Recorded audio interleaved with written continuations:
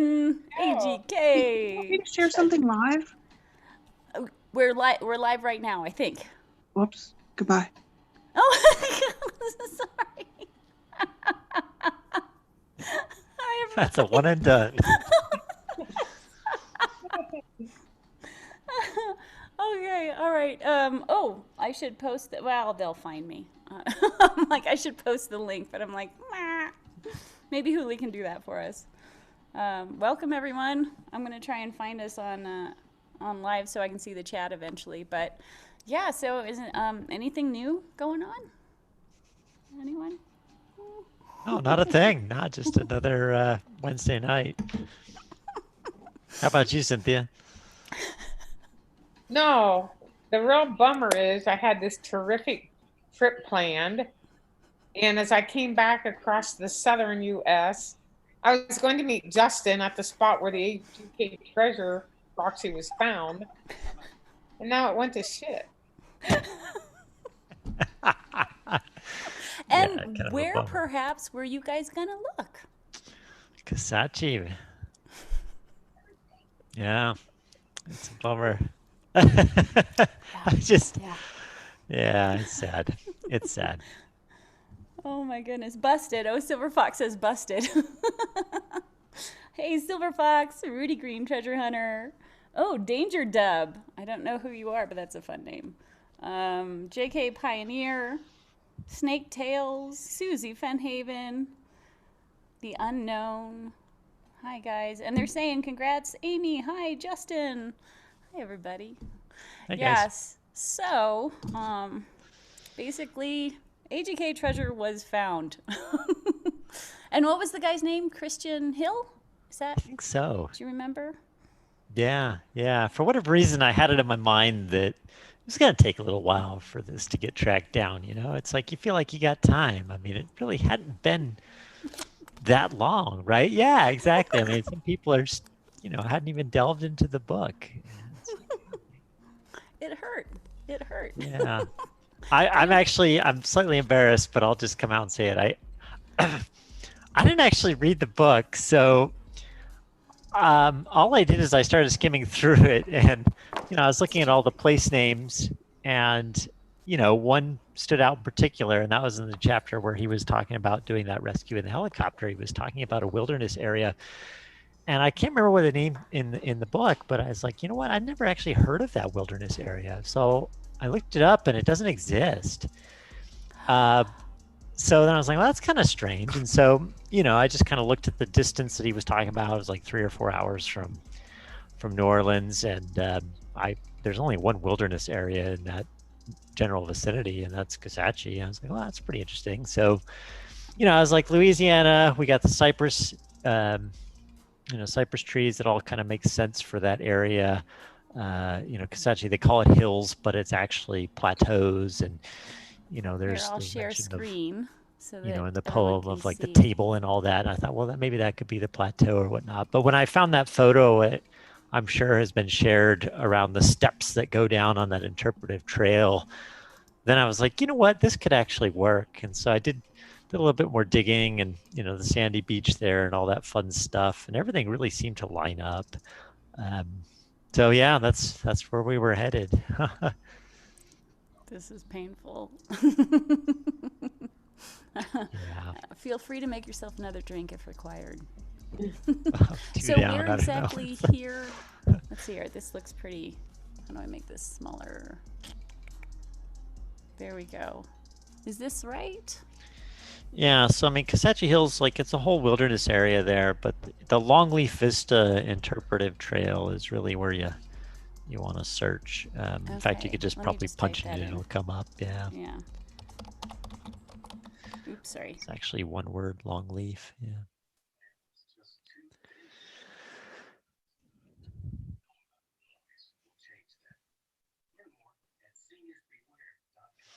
Yeah, that's the one. You probably just go to maps. Yeah, there it is right there. Hey. Oh my gosh. And first of all, I want to say a quick thank you, AGK. Thanks, Toby and Shelley. Seriously. Thanks, you guys. Yeah, thank you. You guys put on an awesome hunt, and I can't wait for the next one. I'm actually more excited about the next one. So, okay. It was going to be my winter project, so I guess we'll have to find something else. Longleaf Trail Scenic Byway. That's the byway. Actually, if you just hit the search button up there, like if you go to maps.google.com and then just search for that Longleaf Vista Interpretive Trail, it'll pop up. But you're really close. In fact, actually, you can see it right there. See that little guy walking in the green? Yeah, down below, at the lower portion of your screen. Oh, my little Yeah, it's that hiking thing I was area there. walking at. And that's in the Cosechi Hills Wilderness area. Oh my goodness. So you were gonna go there? Yeah. You and Cynthia. Yeah, so we were planning to meet there when she was headed back from Pennsylvania. Was it, what, around the 11th or so? Yeah, 10th or 11th. Yeah.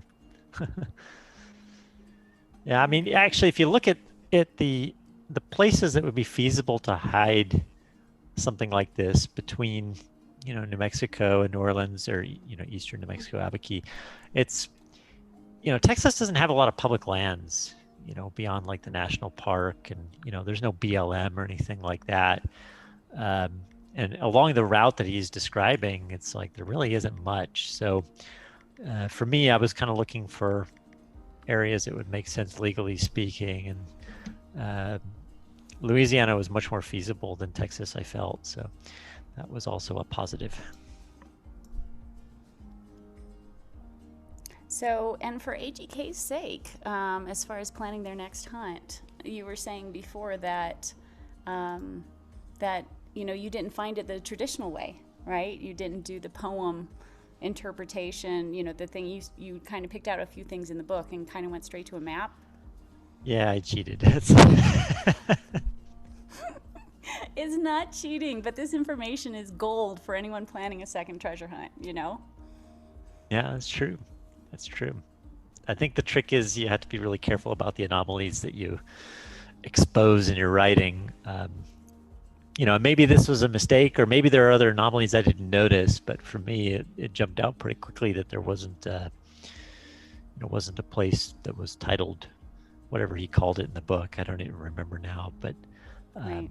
He mentioned it was a wilderness area, and there really aren't that many of those along the search area.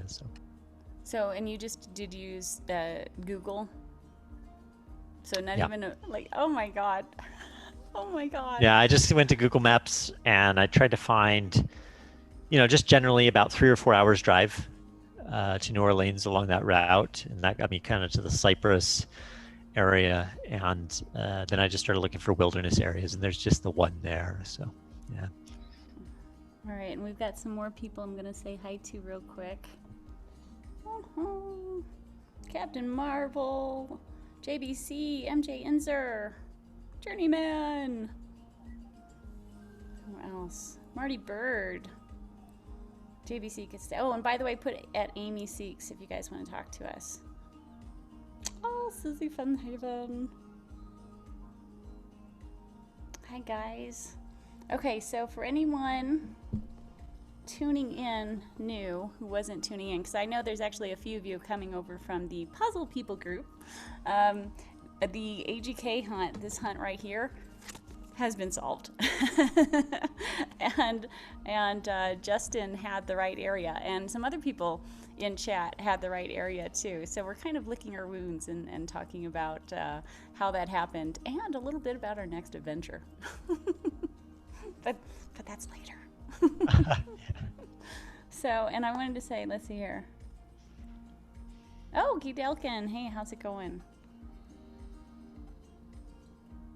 I still can't bring it up on my, for some reason when I try and bring up the chat in my own channel, it won't show it for a while. So then I have to look, on a generic channel to try and see what's going on. So basically, if you guys had gone, do you think you would have found it? It's tough to say. I don't think it was hidden, like super well. It's you don't know until you're there, though. I mean, we would have walked right to that interpretive trail. I don't know if we would have found it or not there, but the proxy item, how big was it? It's not all that large, so Yeah, here, I'll grab. I'll grab my proxy item. So I thought Toby was messing with me because on his channel, before they announced the location, I say, please don't say Comanche Hills, please don't say that. You were dying. And he says, well, it seems like some people already know where it was at. I'm like, damn it. So 3D Bronze, if you're at all in here, I sent you an invite too, since you were the maker of the proxy item. There should be an invite in your email. But I haven't seen him yet. Maybe he's sad. I hope he's not sad. Come drink with us. It's going to be okay. So yeah, this was the proxy item, and he had super glued it. Toby had super glued it, and inside was it a dog tag? He said it was a dog tag with the wings on it that he had engraved. Did you guys see that? So that's how, and only Toby knew about that one, so that's how he knew what that was. I wonder if 3D Bronze is going to be making the proxy item for the next hunt. Oh, shoot. I just thought. The letter, the Forest Fen letter. I know. Wait, what? There's a Forest Fen letter inside that's one of the items that you win. Oh, I actually didn't know that. That's cool. Oh my gosh. Yeah, so they asked Forrest to do the forward, and Forrest was like, maybe when I was younger and kind of thing. But he did send a letter, and AGK left it sealed. Yeah. So we have no idea what's in it. That's pretty cool. Yeah. I wonder how much, is he going to auction it off? Is Christian going to auction? Was it Christian Hill? Sounds Let me know right. in the chat if I got that right. Sounds right. So, yeah, I wonder if he's going to auction. Would you guys bid on it if he auctioned it off? I might bid on that, sure. Yeah? Oh. Yeah. And then we can have an opening show. Like the meteorite show. I actually think that'd be cool to, I'd be kind of tied there. Yeah, it's okay. I mean, it'd be cool to open it, but at the same time, it'd be kind of neat to kind of roll it over into part of another hunt, Seriously, without opening it. Another hunt. Yeah. Oh my gosh. Do you want to talk about that at all? Oh, it's, I guess I don't really have much to say at this point. I had talked to Cynthia a little bit off and on. I mean, for probably the last, I don't know, maybe 4 years now, I've been collecting items here and there to, the very basis of a little treasure hunt to put on at some point. But, I'm a ways off, and I think I found that it takes a while to get the planning right and do all the due diligence to make it happen the way it's supposed to. So not anytime soon, but it's in the early stages. Right. Yeah. My gosh, I have to say there's a lot of people who are doing hunts and they're doing them right because now everyone knows how to. So yeah, it's been kind of exciting. Oh, here's some Amy Seeks. Does Cynthia know what was in the envelope from Forrest? Cynthia's asleep. Do I? I'm sorry, and I am.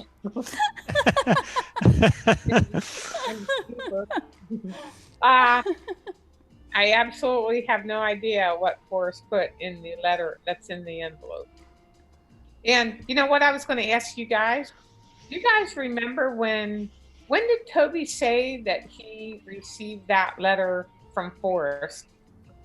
Do you guys remember? Was it after June 6th, 2020? I think it was, wasn't it? So in other words, Toby's actual search went live Labor Day weekend, right? Because that's when I think they launched the search Labor Day, because that's why they couldn't go to the event in West Yellowstone, because that's when they were launching their search. So what I can't remember is when did Toby actually ask Forrest for something, and then Forrest actually sent him that letter that ended up as part of the prize. Timing wise, you mean? I think I don't know. So wouldn't it be really cool if in that letter Forrest alludes to something about his I'm sending an invite to Toby. Yes, that would be so cool. That would be cool. So we could answer that. I'm pretty sure it was after June because I'm thinking, oh my God, what if Forrest would have alluded to something like why his special place was a special place without actually identifying it? Yeah. Oopsie. That'd be really cool, actually. That's an See, now I'd be excellent tempted to question. open it. Oh, I'll tell you what. Well, Justin, I don't know if you saw my email or text to you earlier tonight before we knew it was found. Or no, Amy, it was to you. It had to do with something about if I had found the AGK treasure. I mean, by all means, the most valuable thing to me would have been Finn's letter that's in it. Yeah, you just said that. So I'm Yeah. texting with Cynthia, and she's like, "Hey, I'm gonna be in AGK chat," and I'm like, "Oh, cool." And we're like, "Yeah, well, let's have a drink and watch the show." And then that's when she's like, "Hey, I'm gonna be looking for it," and I'm like, "What?" That's when What? I'm like, "Okay, cool." And anyway, then she's like, "Yeah."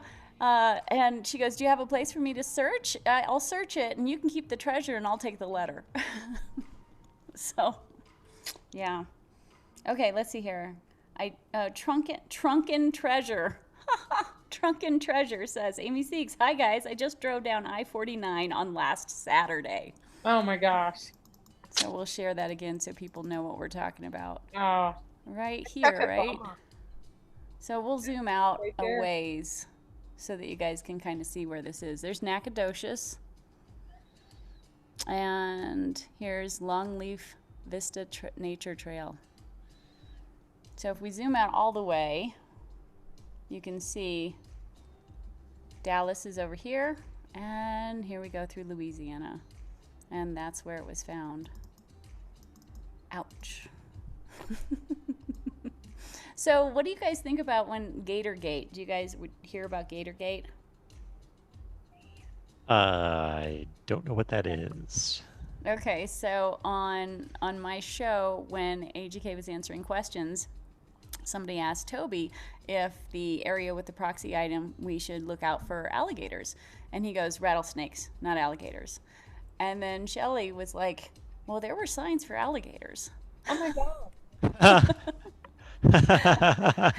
And so anyway, if you look at my face, like during the show, they're talking and I'm literally going, like, oh my God. But then the way they kept talking, I was like, shoot, are they talking about the proxy item area or are they talking about the whole area? So in this area, are there rattlesnakes? I Or wouldn't be alligators? surprised, or at least maybe water moccasins. Huh? Yeah. So I'll be curious to know. Can we switch this over Seem to to recall some sort of like a cardinal. I'll have to look it up. the poem Cardinal Mired in? I thought there was like a type of snake that had cardinal in the title. Let's see. Oh, interesting. Lisa Smith. It was before. Oh, here's the an pine answer. Lisa snake. Smith.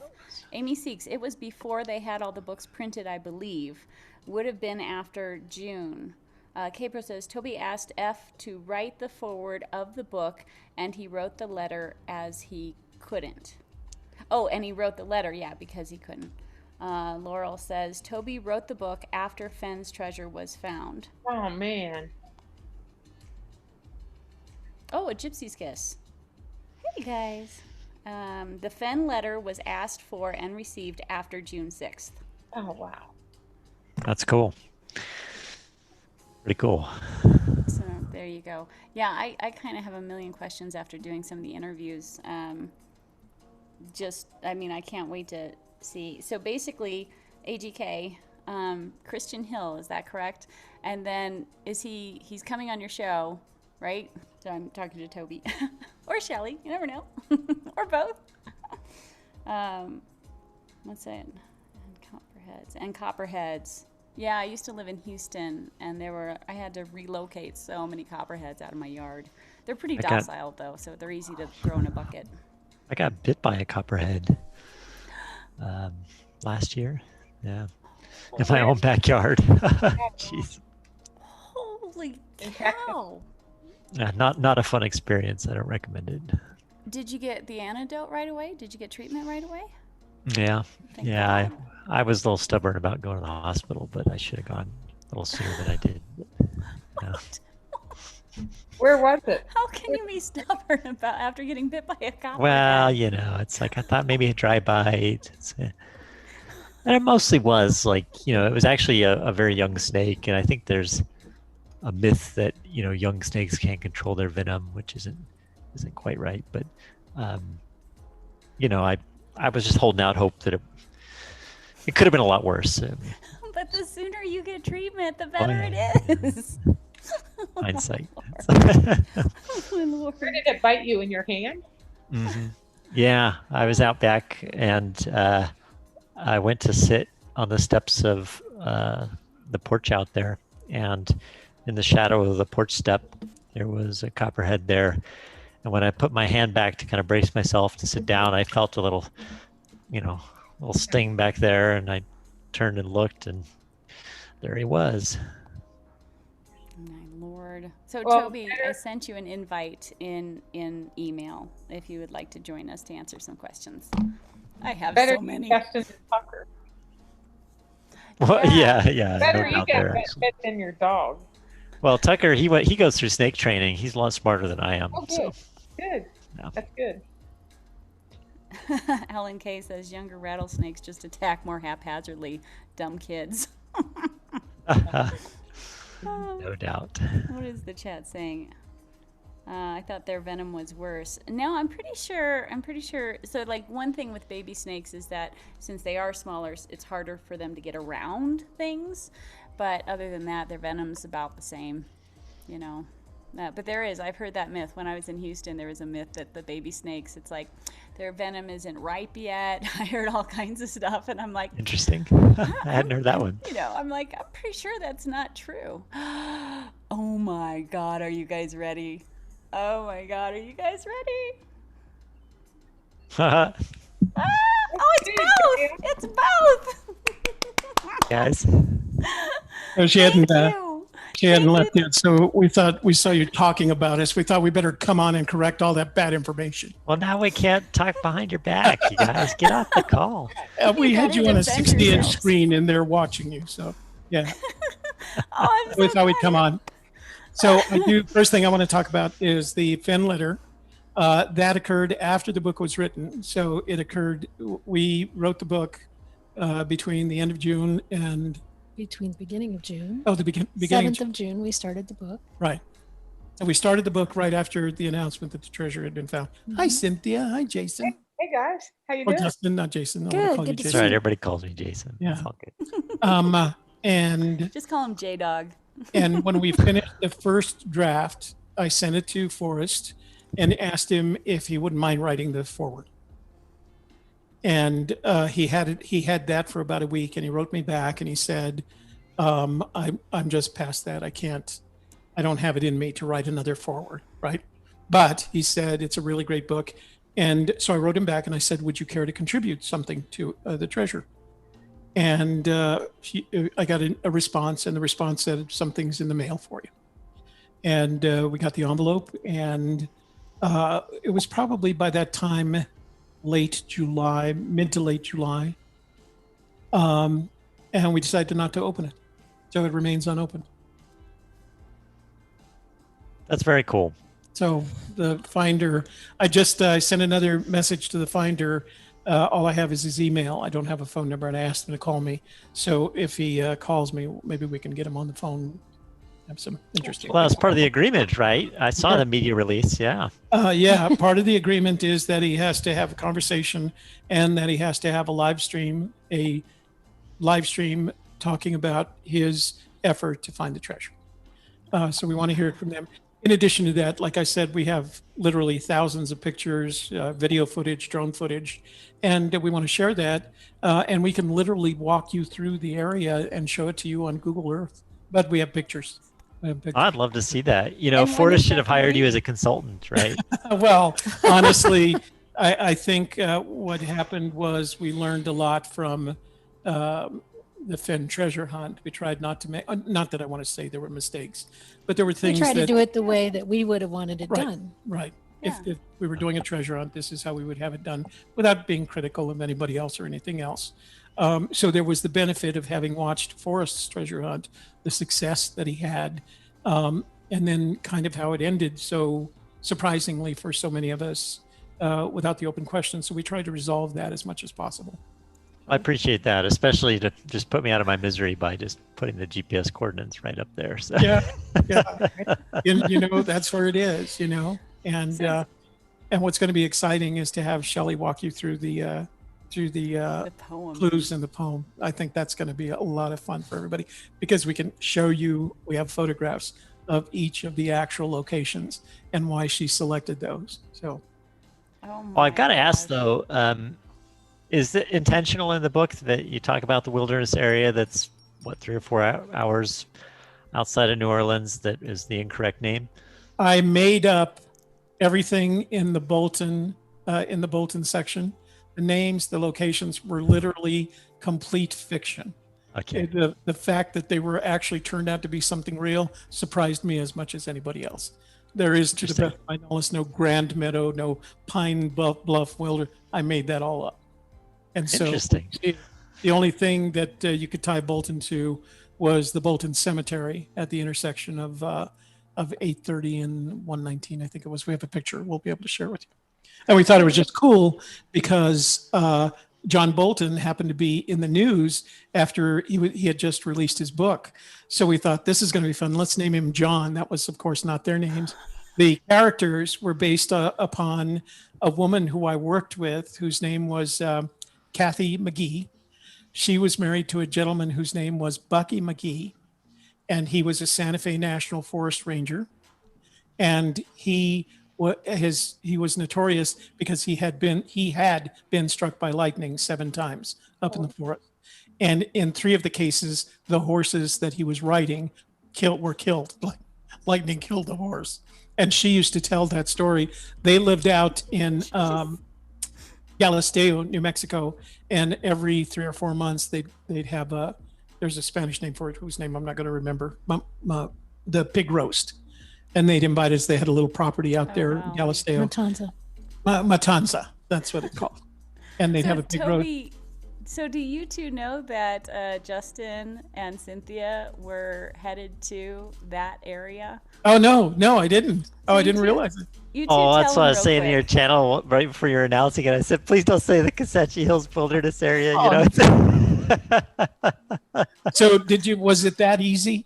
Did we make it that easy for you? Well, Well, I you mean, should actually listen to how he did this for your Oh, next okay. All hunt. right. Because yeah, and that's why I asked about what you were talking about. Because what I did is, like I said earlier, I was a little embarrassed to say that I hadn't read the whole book. Like, what I had done is gone through the book and looked at the place names and kind of get an understanding, just broadly about the places and experiences and that wilderness area that you called out in that chapter. I was surprised just because I'd never heard of that, and so when I looked it up, it didn't exist, and so then it just got me thinking, and I looked at wilderness areas that were around that distance from New Orleans, and Comanche's the only thing in the area, and so then when I started looking at Comanche, it seemed to line up pretty well. So Right. just funny coincidence, maybe. The biggest hint, I think, in the book was the 3 hours that I mentioned when I was leaving the Bolton cabin, and I said I had 3 hours to get to New Orleans before Mardi Gras, and I thought that really is pretty much a big hint. Yeah, it was. You could just draw that 3 hour line, that radius That's from right. New Orleans, So How So fun. It was a there lot you of fun. guys go. Well, Toby, I do want to tell you one more time. Your book was absolutely awesome. Whether or not, I never got to actually drive the route. Mhm. I'm headed to Pennsylvania Friday, and I actually was going to return to Vegas driving your actual route that was in your book. Oh my goodness. Justin and I were actually going to meet in Cyprus and then go get the treasure or the proxy. Yeah. But for me, your book was just incredible. It was an easy read, but your descriptions were so excellent that I felt like I was right there with you. Well, whichever. I'm sorry, Shelley, for not giving you credit. It really was a team effort. She The used to, two of you doing it, it was incredible. I loved it. she would Thank say, in you. some We appreciate cases, she that. would say, how do you remember all this detail? It's true. He's a very detailed person. He can, even in his dreams, he remembers tiny little details. And I'm like, I don't know how you do that. Your brain works in a magnificent way. And this is why we're going to write all kinds of books in the Yeah. future. Because of the details. And then she would add to it and enhance it. She softened it up. As I was telling the story, I tell my stories as a male ex-military, logistics, et cetera, and I would describe it one way, and we really did. For as all we of were, those of you who enjoyed every turn down the hallways. she would ask the same thing. I'd describe that, and then I turned left, and then there was something particular. I'm and like, then we went why to the do we third need door. to discuss all these hallways? But okay. Yeah, I remember one of the Zooms that Mike sent me. There was a discussion of, why is he always talking about hallways? And then they went through and did a search for the number of times that hallways was used in the book. And it was something like 45, like that's a lot of hallways.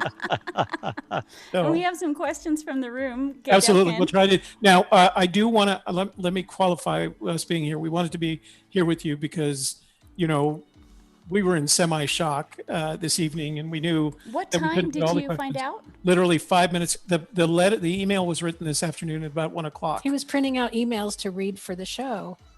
And I called her in here and I said, somebody found the treasure. And he she showed said, me the pictures, and I and then I was showed the like, picture. yeah, they did. Yeah. 5 minutes before we started the show. And so we were in, I don't want to say we were in shock. We just kind of went, oh, F word. What do we, she sounds like said that it reaction. first. Yeah. Like, We both said it once. We got and it out of our got system. that out of our Yeah, system and well. then said, okay, where do we go from here? Well, we have to make an announcement. What I want to say is that I don't want to talk a lot about the clues because I still haven't spoken to the finder. And I think I want to make sure that the finder has the first shot, Christian. And honestly, I'm not even sure that's his real name. He signed up for our email list, and that's where I got his name. There's no phone number required. But I want to make sure that he has the opportunity to talk about how he interpreted the clues and where he found Yes. the book. And then we can fill in the blanks because you could get some of the hints in the book and still get close. You didn't have to get them all. So Yes. we want to give him that opportunity. That's his story, right? The finding is his story. So I don't want to spoil that for him. Just for clarity, it was found as a Bayou Seep. Is that how you pronounce that stream that's there? Yeah, Why? that's okay. it. Yeah, that's it. Bayou Seep. Bayou Seep. Oh, okay. I didn't know it had a name. Yeah, it did have. Yeah, it definitely had a name. That's why I'm like, what? So that's hilarious. It's That's like, not in the what? poem because I didn't even know that. So Yeah. where do I find that stream? Where exactly? It's hard to find Incredibly here, incredibly. but here's what you can do. If you go to, actually, do me a favor. Just You can drop Oh, a stop little share. link. Yeah. Share. yeah, just share it with me, and you have to give me permission, and I'll take you there, and I'll show you what You was have fun to about click it. on the share screen. Yes, I always leave permission up for my guests, which is probably Okay. a bad idea. But So just give me a second to get there. I'll ask the question here. So, do you have proposal for Christian in sharing parts of the AGK treasure for future treasure hunts? Well, we'll leave that open to him and hope that he wants to roll something over, especially the treasure chest itself, but that's totally up to him. Right. And you guys haven't even talked to him yet, right? That's right.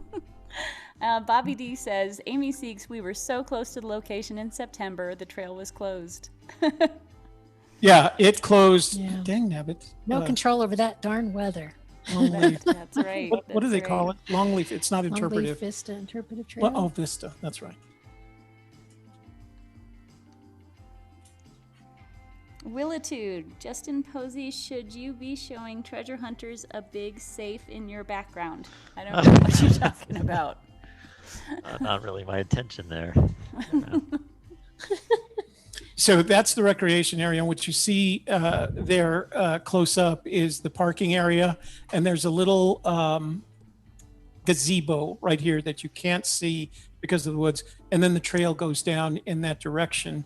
And it makes a circle loop all the way back here. And you can see it coming back up into this side someplace around here. But let me see if you can actually see the the seep in this. I'll show you a drone shot of it in just a sec. Yeah, see, you can't see the detail. But we have footage of all of this area. We I were bet you could there. drop a little man on there. Oh, that's it. So here's how we can do this. Watch this. This is what's cool. So you can take the little guy here and you can drop him on the trail. Oh, I like the way he dangles while you move him. Yeah. So that's the trail, and that's where you're on. Is that before or after? I never know. Oh, wow. But so they have a sign on here, and each of the locations has a number on it, right? So you can actually follow this trail. And I think I've gone too far. I think I'm going back uphill here. Wow, look at all those. I think those are loblolly pines. Is that correct? Those are Some of them are, yeah. That's right. But see this right here? Let's see if you can actually see it. I don't know what that is. There's Oh, a little plaque. a little plaque, and it was at number 24. And if you recall, the school bus that came to pick up my sister was bus number 24. Oh my gosh. Oh my gosh. I can't wait. I am so excited to hear all this. And when are you guys going to be, are you going to do this? Well, I guess you have to talk to the finder before you know when you're going to go live and do this. part of being able to collect the treasure requires the finders to do a live stream to talk about how they interpreted the clues. And you would have to, in order for it to find it, you would have had to interpret them exactly.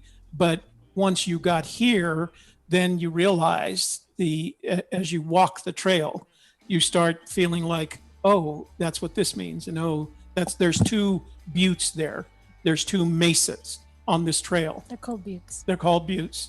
The table, Sublime, that's the butte.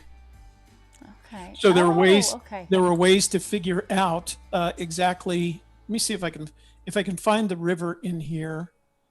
I can connect it with the little guy. I love the little hangy guy. He just sits and flex. But you can actually, using the little guy, maybe it's this right here. Let me try that. And Greg Talks Chase says that, hold on. He says, a team member of mine was hoping to search that area soon. Yeah. Yeah, And I he think said whoever we- went kind of cheated in the sense that trail was closed. Actually, they Yeah. said that it just opened up today, so I don't know. Oh, interesting. Oh. That That's sounds so good. much like Yellowstone. Just There it is. opening its Talked mouth. about the Yeah. trail being closed and someone still went. Okay. So this is where, oh, dang nabbit, I went past it Well, again. that's beautiful. This is so cool. Let me see if I can get this turned the right way here. All right. The photograph that I showed you before was taken on that rock, the one that he sent. That's That where is it has beautiful. less water in it There it is. when this was taken, but it's right there. And then if you turn around and look upstream, I don't know if you can see it, but the magnolia tree was over here. Is that upstream or downstream? Is that- And where was the proxy item at? That's The downstream. proxy. Oh, That's downstream. okay. Upstream's over here. This Oh, one. right. Yeah, that's upstream. Okay. There's the magnolia tree. Yeah. And then see that tree right there? Yes. I don't know if I can get any That, closer. that tree split early in its life, so Yeah. it's a V shape. Yes. So read the last stanza. Oh, wait, this one's in French. Where is it? I'm not prepared. Do you guys have it handy? Here, Yeah, we got Got it. it. Center self and spirits call in. Cite the That's- gates of victory. that's there, center self, Yep. right there on that X. Wealth of tales lie burnt and fallen. Celebrate their victory. The The V. V. The V for victory. And, oh my Beef. God. Oh my god. and you can't see it in this picture, but there's a burnt log, fallen log right Yeah. here. And it was under that fallen log. Oh my God. I actually went up this trail further, and that's where I saw the rattlesnake. That's where I heard the rattlesnake. Oh, you did? Oh, the Yep, rattlesnake I gate. didn't want to scare you. I didn't want to even bring it up. Oh my God. So, and these, Well, we were headed towards the magnolia because we wanted to hide it in the magnolia, Right. but then the magnolia was like on the other side of the creek. It looks like it's on this side, right, but it's actually but it's the on other this side, and there was no trail to it. This looked like it led to that, and I headed up this trail, and I was headed for that magnolia, and I heard the rattlesnake. And I thought, okay, well, let's walk back down there because we're about to hide a treasure. And you'll see, we have, like I said, next week, you'll see pictures of Shelley actually hiding the treasure underneath that burnt log. We have close-ups. Kevin's the one. But actually, it was Kevin that did it. That's right. I was taking pictures. I didn't want no And snake biting But me. the magnolia led to the white like wine because this stream, for whatever reason, is actually white. The It's water a is milky white. white. Look Yeah, Yeah, at it's it's that. milky white. Oh my gosh. So there was a magnolia, but that was not the magnolia's white as wine part. And then and that's the sign. That's number 24. I'm just really happy to finally know what Gator Gate is all about and Rattlesnake Gate. Yeah, yeah, yeah, yeah. There was no gators up in this area. We did, as a matter of fact. Hang on. Let me see if I still have them. I was going to share this with you. Okay, keep in mind you're sharing everything you're showing right now. Okay, all right. I'm okay with that. He's going to make me Yeah. edit this later, isn't he? No. You Let know, me show see. everybody's What is addresses. it called? It's always like quick looks. I had taken out some photos to share that we were just going to use as teasers, and they were Shelley standing in front of the alligator sign. Be careful of alligators. But that was in Texas. That was not in. Oh, alligator sign. Yeah. Right. Yeah. All right. Because, I'm going to give the screen back to you. So, oh, I'm having so much fun. You can keep it. Toby, I have a quick question. absolutely. When you go on again with the finder and he starts to talk about the solve and everything, is it his choice or will you insist that he reads Forrest Fenn's letter? It's his choice. The only thing he's required to do is, in order to collect the treasure, is join us in a Zoom and describe how he interpreted the clues to find the treasure. And I think what you're going to discover is that once you were in the right area, they were relatively easy to interpret, especially if you had figured out the hints in the book. You knew, 24, the bus number 24, the train number 830, the top speed of 119. Those are all numeric. And then I'll let Shelley next week, I'll let you tell her about the names. And I don't know whether she told you or I said it and she gave me the look. There was one name in there that if you figured out, all the other names would make sense. that was what you were talking about when you said there was one that, do you know how much that drove me nuts?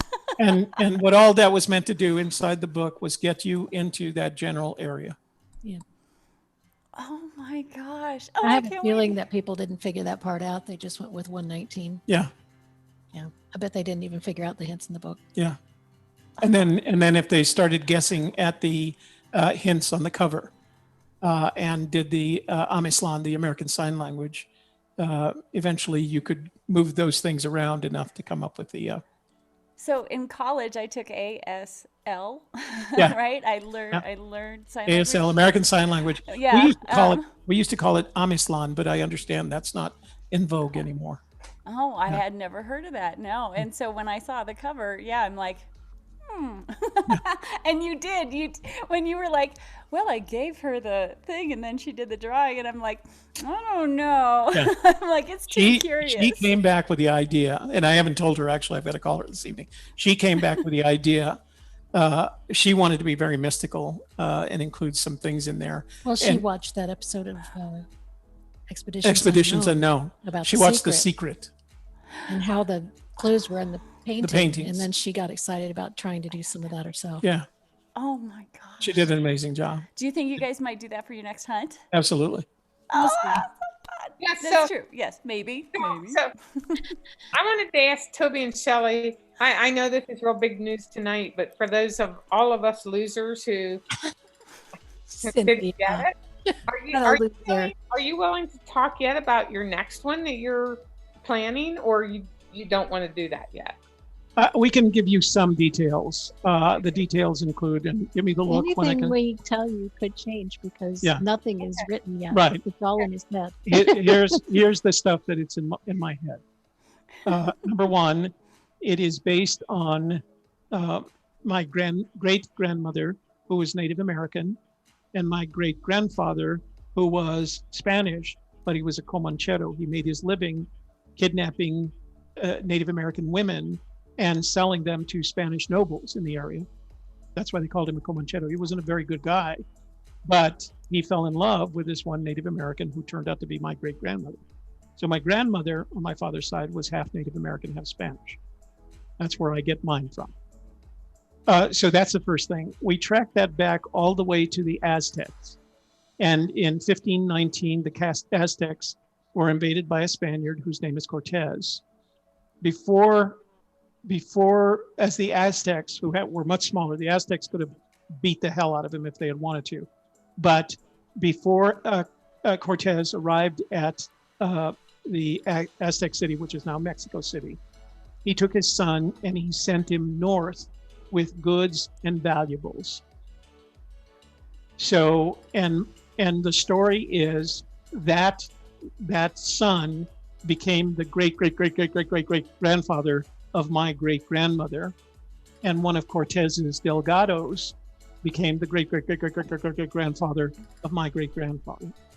And so we brought that story forward into the present. Actually, it ends a little bit.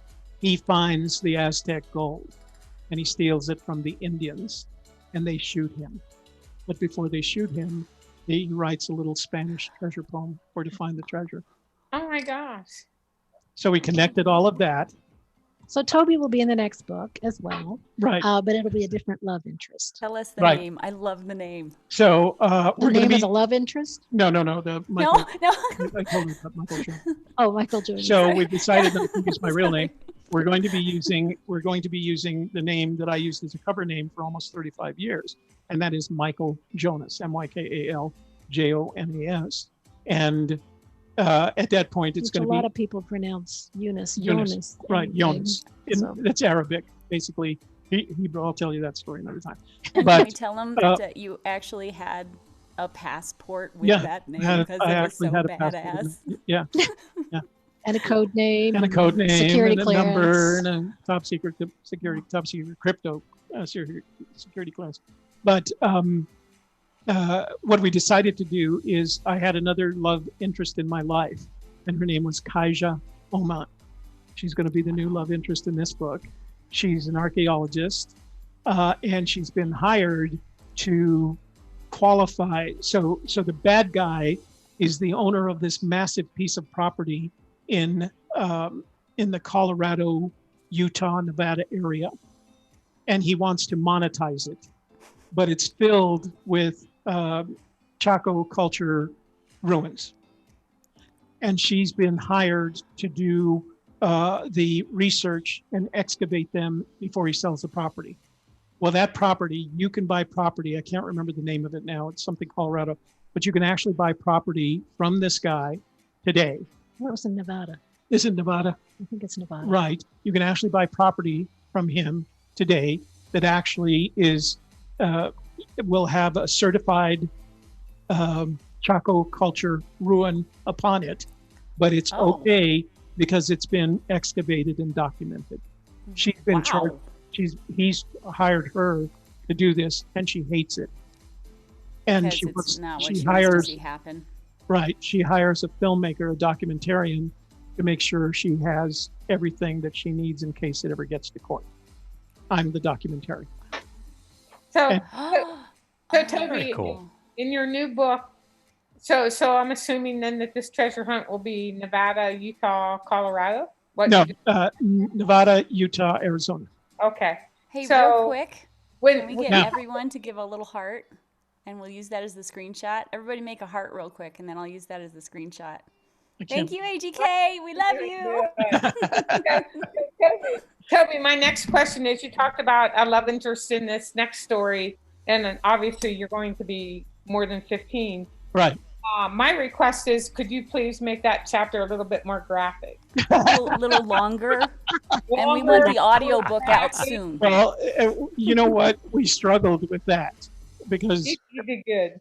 people know when I tell the story, I am nowhere even near that. I leave it out of the story entirely because I used to have to tell the story to my children. But this is after I've gone to college, after I've served in the military. So I'm probably 25, 26 in this one. And Kaija, the name Kaija Oman, comes from a woman who happened to be a guitarist. She was a guitarist and singer. And she ended up one night at the Bull Ring and in Santa Fe. And I happened to be there, and we both got a little tipsy, and we had a 2-week-long fling. And so I'm gonna Memorialize. memorialize Kaija in the book. It was going to be a 2-week-long chapter. I expect that one to be more detailed. More and graphic, more yeah. words, more Little pictures. romance novel graphic. You maybe. heard it here tonight, ladies and gentlemen. So if you have a problem with the sex in the next book, Cynthia is the person you should write to. We know who to blame. Yeah, And in your Her case, email is- you would be happy to know that Kaija was bisexual.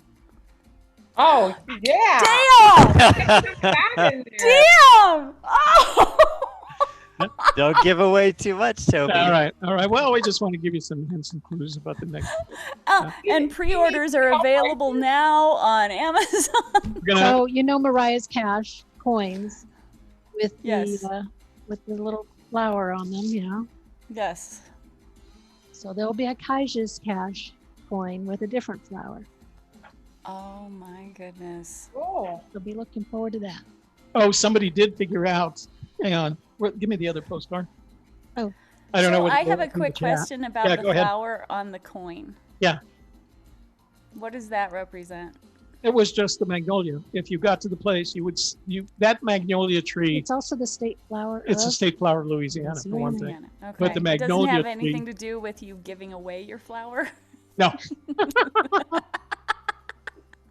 Well, if I had, Do it would men have. have flowers? No, Because you said it was metaphorical. if it was that, it would have been a yucca plant. So, so some people actually found what we presumed was Mariah's home. This was actually on the route. This was a photo that I shot on the route to It's upside down, Amy. Longleaf Vista. So, and then we had a person. We saw it. We were driving along, and we're like, we still hadn't taken a picture of a home that looked like Lisette's, and we were talking about that in the car. And we saw this house, and we're like, "Whoa! Stop! Stop!" And he's like, "What?" I'm like, "Look at that house. We have to take pictures of that." He's like, "Why? That's not Lisette's house." And I'm like, "No, that's Cotillard's house." And we're like, "Oh yeah!" So we got out of the car. We're taking pictures. Somebody lives there. I don't know. Somebody lives in that. We're just like, Yeah, We're just tourists. Don't mind us. yeah. And I That take sounds out like all such the. a great don't trip. go there. Don't throw pizzas on his Right. roof. It's not really Mariah's house. Stop looking for it. So, Yeah. I mean, obviously, you guys had a blast on this trip. And Uh-huh. I had asked you the question before, like, did you pre-plan places you wanted to stop? And you were like, nope, we just went. So how many places did you stop on the way before, once you got to Louisiana, you're like, okay, did you decide once you got to Louisiana which one you wanted to hit on the way back? Or how did that work out? I think what happened is, so we stopped in every place. We stopped starting in New Mexico. You'll see photographs of Tucumcari, right? We were trying to, Tucumcari, of course, wasn't the place that I went through in that time. It has since gone up and down several times with the vagaries of industry and highways, So we went out, and the only thing I knew was that I wanted to hide it out in nature. And then we knew the rules had to include not hiding it in a national park, et cetera, et cetera. So the forest in New Mexico, we only go through one forest in New Mexico on the route, and that's the Carson. The Cibola, we don't actually go through the forest. We go Right, through the it's off to Carson. the side. Right, it's off to the side. But and if you look Did at you guys have an atlas or something? Or just no, kind we of did like we a- did the research of the route. Kevin, when you tell Kevin where our trip is going to be, he starts researching stuff all the way through. And he made a point. He said, Texas has only 3 national forests, and they're all on the east side. And I realized that the reason Texas doesn't have that, Texas, you couldn't have hidden it in Texas. And the reason is it's all private. Look at Justin. It's all private land in Texas, except for those few Crockett, Sabine, and Angelina national forests, or Crockett, Angelina, and then Sabine. Yeah. And so we looked at them. Now, we stopped at Crockett, and it's beautiful. And That's Angelina. where we saw the alligator signs. Right. Yeah. Angelina. It wasn't even Angeline. It was Angelina, my mother's name. The mother's name, right? And so we looked at them and we said, well, now we're getting someplace. Like, this feels good to me. This is what I was looking for. Okay. But the areas that we saw in Texas were pretty active. You know, there was just a lot of traffic. Now, you have to remember this was during the pandemic, so there weren't a lot of people out, but these were obviously trafficked areas. And they had lakes associated with them. So there was a lot of that kind of fishing, lake, you know, kind of stuff. Then we started going through Louisiana, and the first part of it was just more like Texas. But then we made that roundabout into around Kisatchie, and we actually had to drive that Route 119 through Kisatchie. And I'm going, this is the one. This is the one.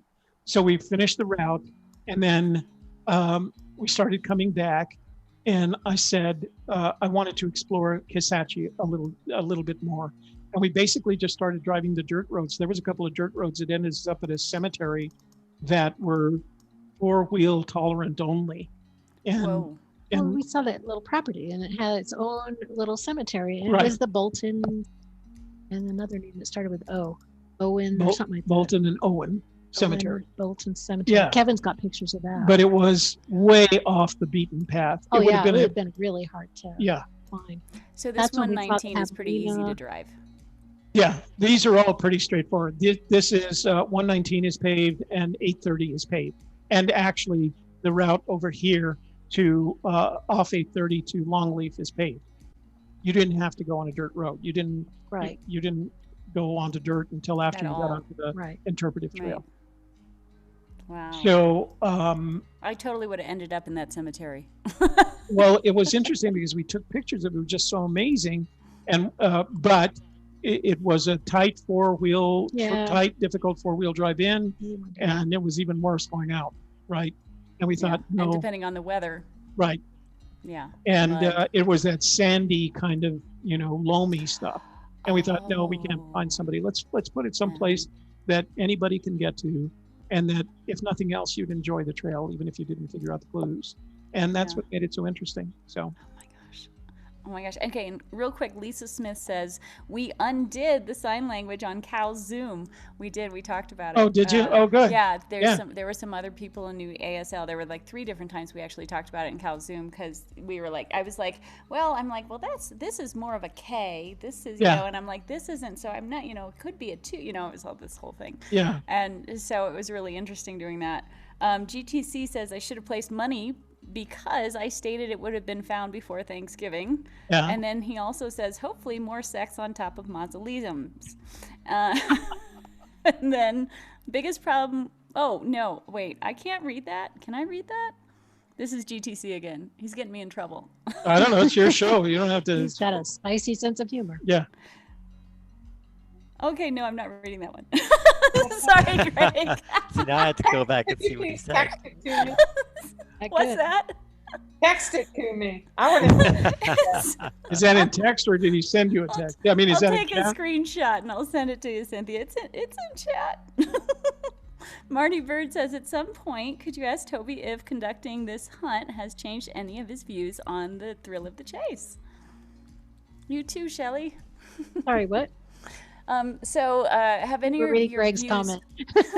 Oh, That I think there was someone who said this was all creepy with that whole Mazda, how he described it. And you had to say this was 15-year-old Toby. It was very different from 71-year-old Toby, right? I Not- think it's the mausoleum part that made it Halloweeny. Yeah. It wasn't. That actually occurred. And they It was- that all those cemeteries along the river were actually dug up and moved after Katrina. Oh, wow. because it Wow. was they were being washed away. Huh, Did I you have a didn't- question? We didn't hear you. Yeah, so, Right. so the non-Greg, by the way, real quick, Greg Talks Chase is going to be having a Halloween extravaganza event where everyone is invited and we're dressing up. So Oh, if you guys would like to attend, well, we've got to do our show that night, That's right. but we'll But I'll see. be dressed up as it. Well, I'm not going to well, tell you. it's, Right. it's not until 10. Oh, you Oh. guys are dressing up on your show too? Well, No, then no, you no. could. She is dressing up. I'm 72. I Is don't it a do secret? He'll wear his black shirt. do That'll not be do- his dress up. I don't do dress up or have sex on model. Maybe you could wear a mausoleums. different shirt. I don't know. Maybe that'll be a dress up. Gotta start living life there, Toby. Gee. Yeah, no. Greg just got felt mad like at me because they- I already said what I was going to be. But Shelley, you're keeping it secret? Surprise for Yeah. the show? Surprise for the Yeah. show. Okay. Yeah. All right. See, I guess I should have done that, but nobody remembers what I said anyway. She I never heard it. What are you gonna be, Cynthia? fell Uh, asleep again. I am sleeping. I will be a first timer going to AA meetings. I don't know. She's gonna mess up her. You could wear her hair. caps, but we wouldn't see him because I'm they trying to make sure- see this part. I have to thank Cynthia. She went ahead and put on clothes so that she I could be on did. the Zoom. I didn't want to scare everybody. I told her I'm not monetized. It doesn't matter. So I'm going to tell you the Eunice story so everybody understands what it is. So I was in Beirut, Lebanon, at the American University in 1977, 78, the 2 summers, and I was teaching database analysis and design. And my students were all Lebanese, and they recognized my name. And so my father died before I had heard any of these stories, right? I didn't know about Eunice. I know it was Arabic, but that's all. And so my students would have me over to their houses. We'd have goat's eyes and other things, but Wait, they what? started Goat's goat's eyes. It's a eyes. delicacy. Oh, okay. And I did hear and- that correctly. they told me the story of Eunice, and it actually comes from the Bible, and it's the story of Jonas and the whale, Jonah and the whale, right? Oh. And it's from the Old Testament. And there's one thing that the Jews, the Muslim, and the Christians all share, and that is the Old Testament, right? And they all have the story of Jonas, which was a predictor of the resurrection of Christ, if you have the belief in that. But Jonah was in the whale. It told the story, but in Hebrew, his name is Yonah. The J is pronounced like a Y. Right. In right. in English Christianity, it's Jonas. In Arabic, it's Jonas. So my grandfather was one of the original 12 tribes of Jonas. And Wow. you can see it now if you run into Eunices in the United States. They all spell it a different way. My grandfather chose to spell it Younis, so it sounded like Eunice. But that's where, when I decided upon a name, when they asked me what name I wanted to use as what is a non-official cover, I chose Michael Jonas because my middle name is Michael, and my last name is really Jonas, except in Arabic it's Jonas. So that's where all that comes from. I love that. And then we have, so Chasing Indy says that it's okay that she's changed her costume, so hers will be a surprise. Oh, good. And this was the question from Marty Bird. Okay, so at some point, could you ask Toby, and I'm assuming Shelley as well, if conducting this hunt has changed any of your views about the thrill of the chase? And tell us that you actually looked at the letter so we'll know what it was. I have not. It is still sealed. It has Just been left lie to us. unsealed. Yeah. That's still a surprise. It's still a surprise. Oh I'm gonna say what I learned from it, and I'm gonna let Shelley, because I don't think our positions on this matter are exactly the same. So the only thing I was always, as you could probably tell, regardless of the relationship that I had with Forrest, I was a fan of the Forrest Fenn treasure hunt. I believed that he wrote a book, he hid a treasure, the poem told us where to find the treasure, and that 10 years later somebody found it, and then he passed away, right? That was, I believed what I'd call the Occam's razor version of the story. I think the only thing that I was disappointed, if I had any disappointments at all, was the manner in which it was, and this is going to sound like a criticism, and I don't want to be critical of Forrest, he's past us, but I thought the effort to announce the find was done, and I think that's where a lot of disappointment came from, was done in a relatively unprofessional way. It needed to be handled by professionals. This was the biggest event of his life. Finding the treasure, I think, was bigger than hiding the treasure. But I felt that it needed to be handled in a professional way. And I think a lot of the disappointment came from the fact that it wasn't handled in that way. And so I wanted to make sure the lesson that I learned was that's not how I want, however this treasure is, however it is found, I don't want to be in that, hey, the treasure was found, have a good night, you know. And it was nowhere near the size of the Forrest Fenn treasure, nor of the importance, nor of the temporal value. It was 10 years, for God's sakes. My treasure hunt was 2 months and 10K, right? But I didn't want it to end with that kind of bad, leaving a bad taste in everybody's, not everybody, but in some people's mouth. And just so you guys know, this is so scratching an itch like you have no idea, because we're having similar feelings, right? It's kind of drumming up similar feelings, and yet we get the full satisfaction of knowing every little detail. You will be able to go and visit the precise location. After you understand the clues, you will be able to go and visit the precise location of where that treasure resided. And you can get one of these postcards to walk you through it. And you can order those postcards in the AGK shop. One of these, you can see this house along the way. I'm going to get out and take pictures. Well, what we're going to do is we were planning for the second book to be a picture book of how we got to the location, et cetera, et cetera. So, but we'll see. We want to, you know, we were as surprised as anyone that it ended this quickly. We just didn't want it to end badly, and I'm not going to make a comparison there. No, it's okay. We wanted it to end in a way. We wanted it to end in a way that would get people excited about A, the finder, and B, what we're going to do next, because there is going to be a next. So awesome. And how about you, Shelley? What was the question? Yep, he wrote in a. Toby does what I do. I start talking, and then I'm like, what was the question? So the question was, what has changed in your mind about the thrill of the chase now that you've put on your own treasure hunt? You know, your opinions about it, or, you know, any of that stuff. Well, and then I have a question from Chasing Indy after that.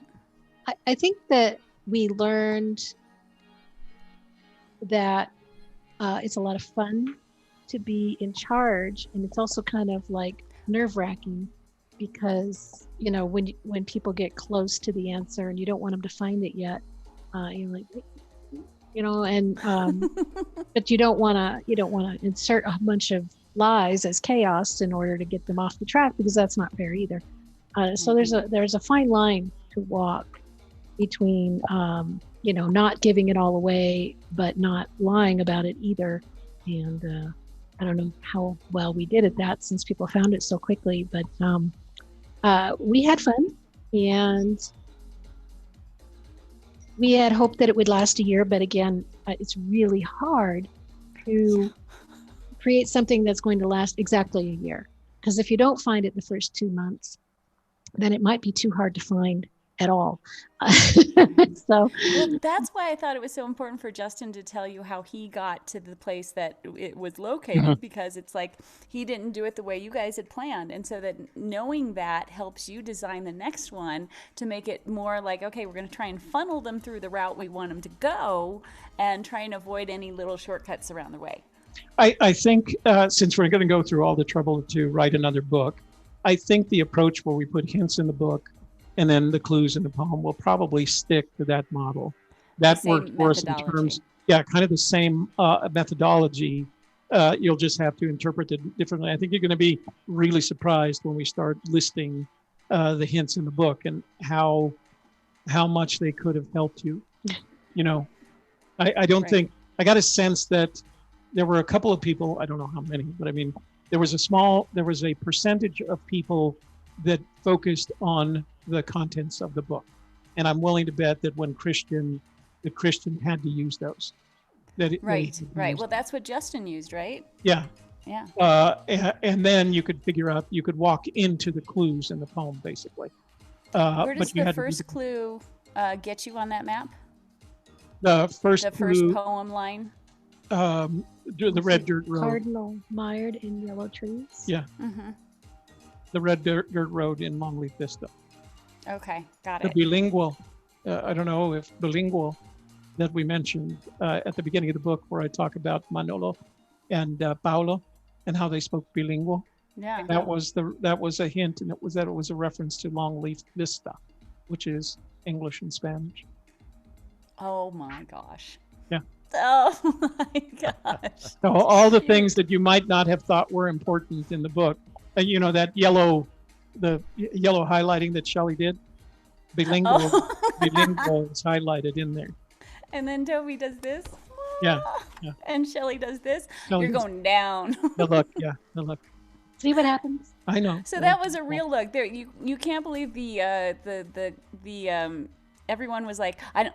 They were like, I don't think it's a real look. I think it's a real look. I don't think so. It was a real look. After each show that I got the look, we'd have a conversation. What I used to call the kitchen table conversation that consisted of her letting me know that I was giving too much information away. You're making it too easy. And she was, you know, one of the things that was different for us is that I think it was because primarily she wrote the poem, but made a lot of the hints in the book. She took real ownership, aside from being a true partner, a 50% partner in the book. She took true ownership of the hints and the clues because they were mostly hers. You know, I'd write in something every with a 119, things like that. But a lot of the work that went into identifying hints and clues, as we'll talk about next week, were hers, and she took ownership. And every time I slipped up or let something off, I'd not only get the look, but I'd get a little talking to from Mistress Shelley afterwards. Yeah. And what was the one that you were surprised she had in there? You're like, oh, you want to leave that in there? Okay. Or should I? What I don't want to call it the keyword because that will start a whole doo-doo. It's that one word that if you figure out all the other, It'll help you with all the Context. Yeah. Oh, I can't wait. And so I'm going to answer, I've gotten some more Amy Seeks real quick. Okay. What was the writing in the Gypsy's hair on the cover of the book?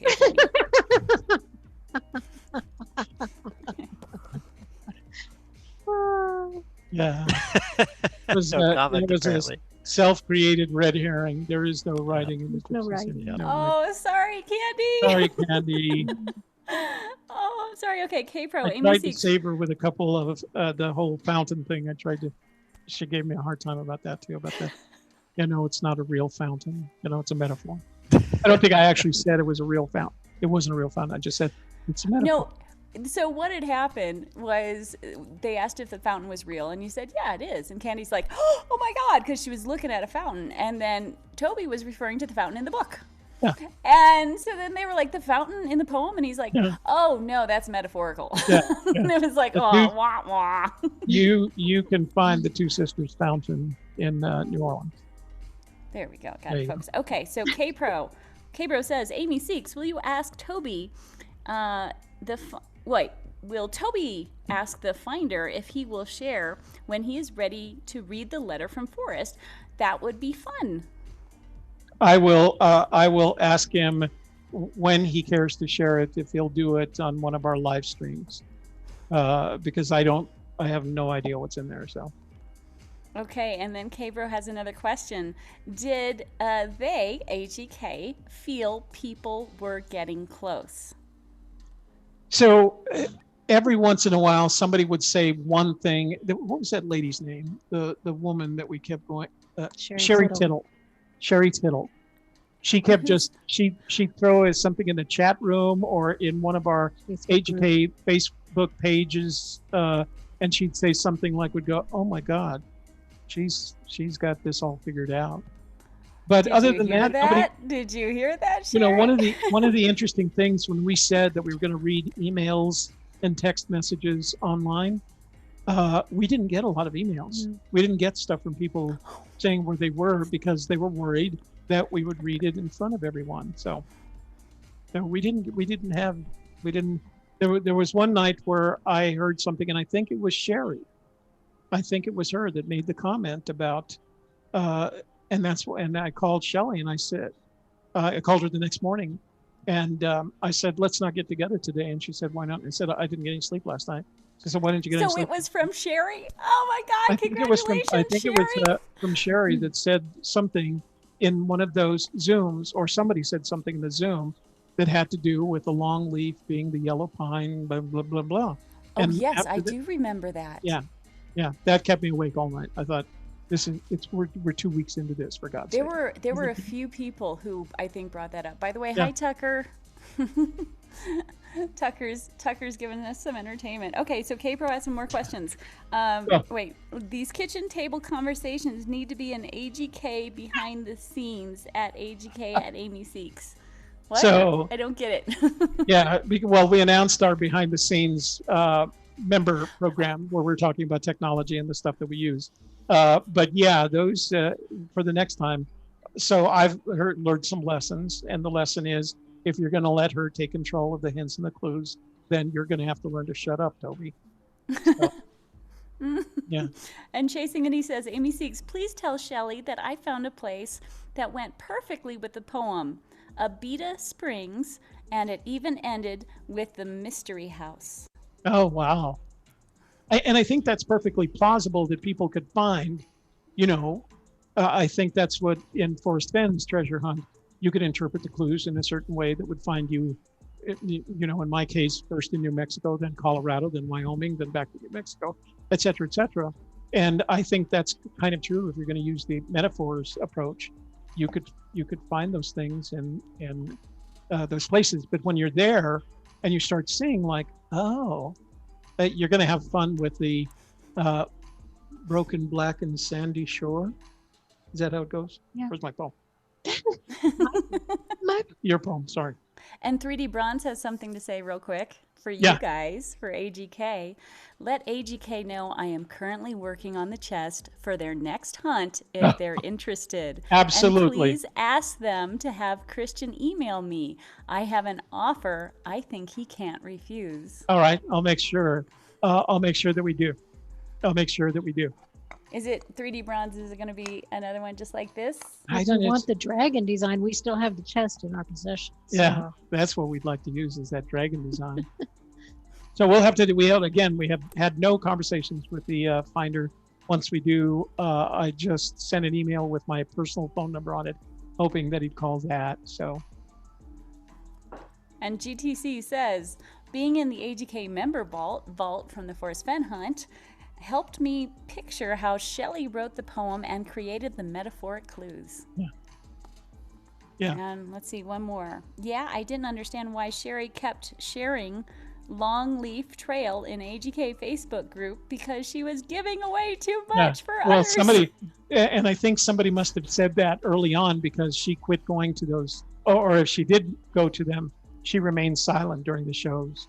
But somebody posted a picture of a longleaf pine because they're very differently shaped from your normal pine, from your Western pines. It's very different. And how they grow up from these little fountains shorter than your knee, below the knee, you know? And she made a comment about that.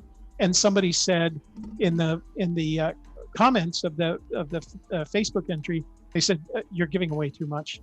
And then she just kind of went silent. But I also noticed every once in a while I get an email from her. She'd say, I'm going this weekend. Oh, but we're having what was it? When you celebrate a baby coming, what's that called? Baby shower. Baby shower. She was going one weekend and then her daughter was having a baby shower. So she decided not to go. Something like that. So I have to. Yeah. Here's a hint. Since Toby's been giving away everything tonight, I might as well give something away. If you look up longleaf pine in Wikipedia, it talks about the grass stage And that is where I got the words green fountain from the Wikipedia So entry you on did use longleaf Wikipedia. pine. Oh So my if anybody gosh. looked up longleaf pine in Wikipedia, they would have seen that. Green Oh fountain. my gosh. Yeah. That is because we were so. Have you watched any Justin, of I see your face. Did you look that up?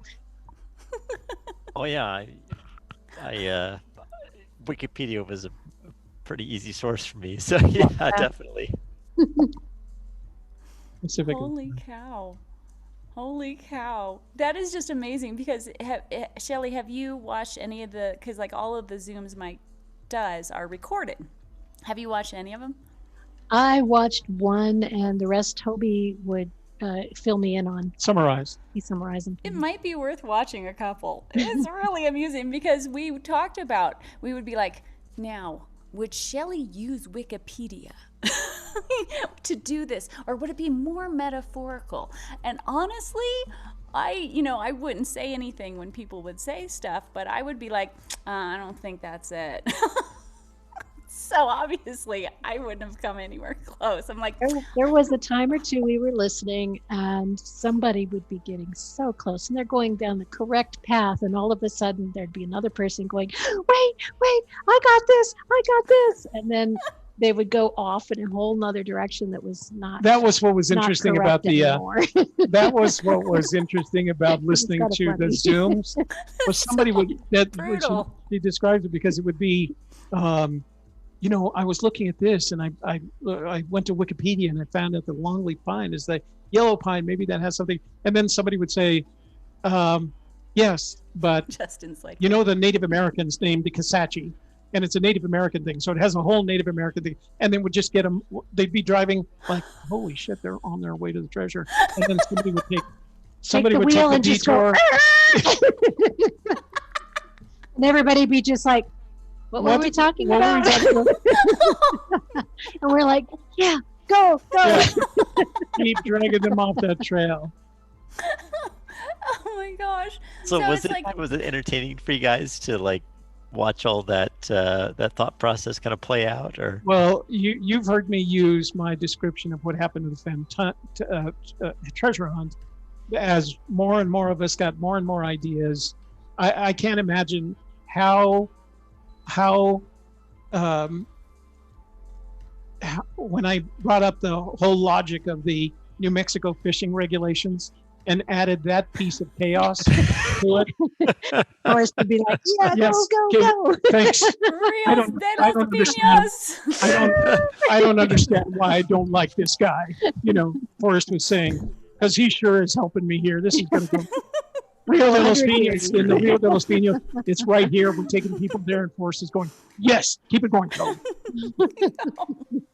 Here, let me show you. This is Shelley's picture of the longleaf. Oh, awesome. And Gadelkin says, I also have an offer for Christian.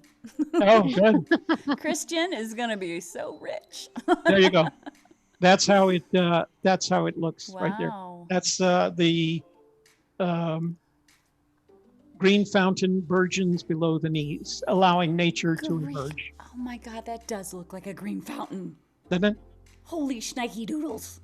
And they're everywhere. My God, So it we'll talk does. about those. We'll talk about those and see if And he that's had the design on Mariah's dress. right. That's based on. Oh my gosh. Oh my gosh. Yeah. Oh my gosh. It Oh is. my gosh. Yeah, it's the design on her dress. It's the I don't know what they call that in fashion. Just the picture. Yeah. Oh my gosh. I cannot wait to watch this. This is going to be awesome. Yeah. It'll be a lot of fun. I mean, seriously, there's so many questions. This is just a teaser. Yeah. Yeah. We're going to spend as much time as it requires with the finder. And the to get tarot them- cards. The tarot cards were just, she asked me, do you want me to put the tarot cards? And I said, yes. And she said, which ones? And I read the tarot, as does Shelley. And I thought, what would be the most interesting ones that would add chaos to the treasure hunt? So that's what I did. Oh, that's evil. Yeah, And yeah. awesome. Yeah. By the way, hi, Yeah. Tucker. Tucker's being so adorable. Is that the bronze sniffing dog, Tucker? Yeah, Yeah. he's the I want to go on a walk dog right now. Oh, all right. What a lover. What a little Yeah, lover. he's begging. All right. Well, we've got to get going because I got to get Shelley home here. It's already 10 o'clock, and we appreciate the invitation to come on. Hey, We are very cheers to you grateful. guys. Thank you guys so much for putting this on. Yeah. Your first treasure hunt was such a huge success. Yeah. Well, it would have been a bigger success if we had gotten to September, but you know what? The fact It's hard that to judge, hard to gauge. yeah, the fact that we were able to do a book, the fact that we've got another book It's all an ready to rock. experiment. Yeah, yeah, it was for us. We were surprised as much effort as it took. These are the kinds of things that you think to yourself could break a relationship, you know. Right. And it didn't turn out that way. It made it stronger. You should have seen us driving, on the roads back. And a lot of those roads in Texas are 2-lane roads at 75 miles an hour. And you're just trying to pay attention. And she's got her laptop and I got my husband's laptop, which was a pain. Yeah, because you can't shut off the stupid trackpad. And I'm typing along, and all of a sudden, everything disappears because I hit something on the trackpad. Oh my God. and she'd start, I'd be driving along and I'd be going, and then Mariah and I walked in the car, shit, she'd go, shit. What? I said, what? What's wrong with that? She said, I just wiped out the last 3 chapters. Let me figure that out. See, And then I don't know. I think Kevin in the back kibitzing like, no, none of the trains left in the morning. All the trains leave at that time in 1964. The trains would leave in the afternoon from And New it only Orleans. took 2 days, not 3 days. Right, yeah. So he was correcting all the, like your uncle just gave you the equivalent of $4,000. Is that right? right that one. Yeah. You guys, I mean, I don't know. I mean, I could see a little documentary on how you make an armchair treasure hunt. Seriously. Well, follow us as we put together the next one. Yeah, yeah. But I Just mean, come out with a rule seriously, book. That could be a great documentary. And I think- you two would be perfect for something like that. You just I have to do think a lot of selfies. Our rules held up for us. The rules held together. I don't know that we'd add anything. The rules were clear and concise, saved people a lot of trouble, saved us the trouble of having to explain why it's not there, why it's not there. I had the longest email exchange with one of our searchers on the definition of municipality. Literally. Oh, yeah. What does that mean? They're on the map. Just look at the Because city. they found a place that kind of Yeah, is yeah. on the border Right, there, and and they that want was to it. know. Right.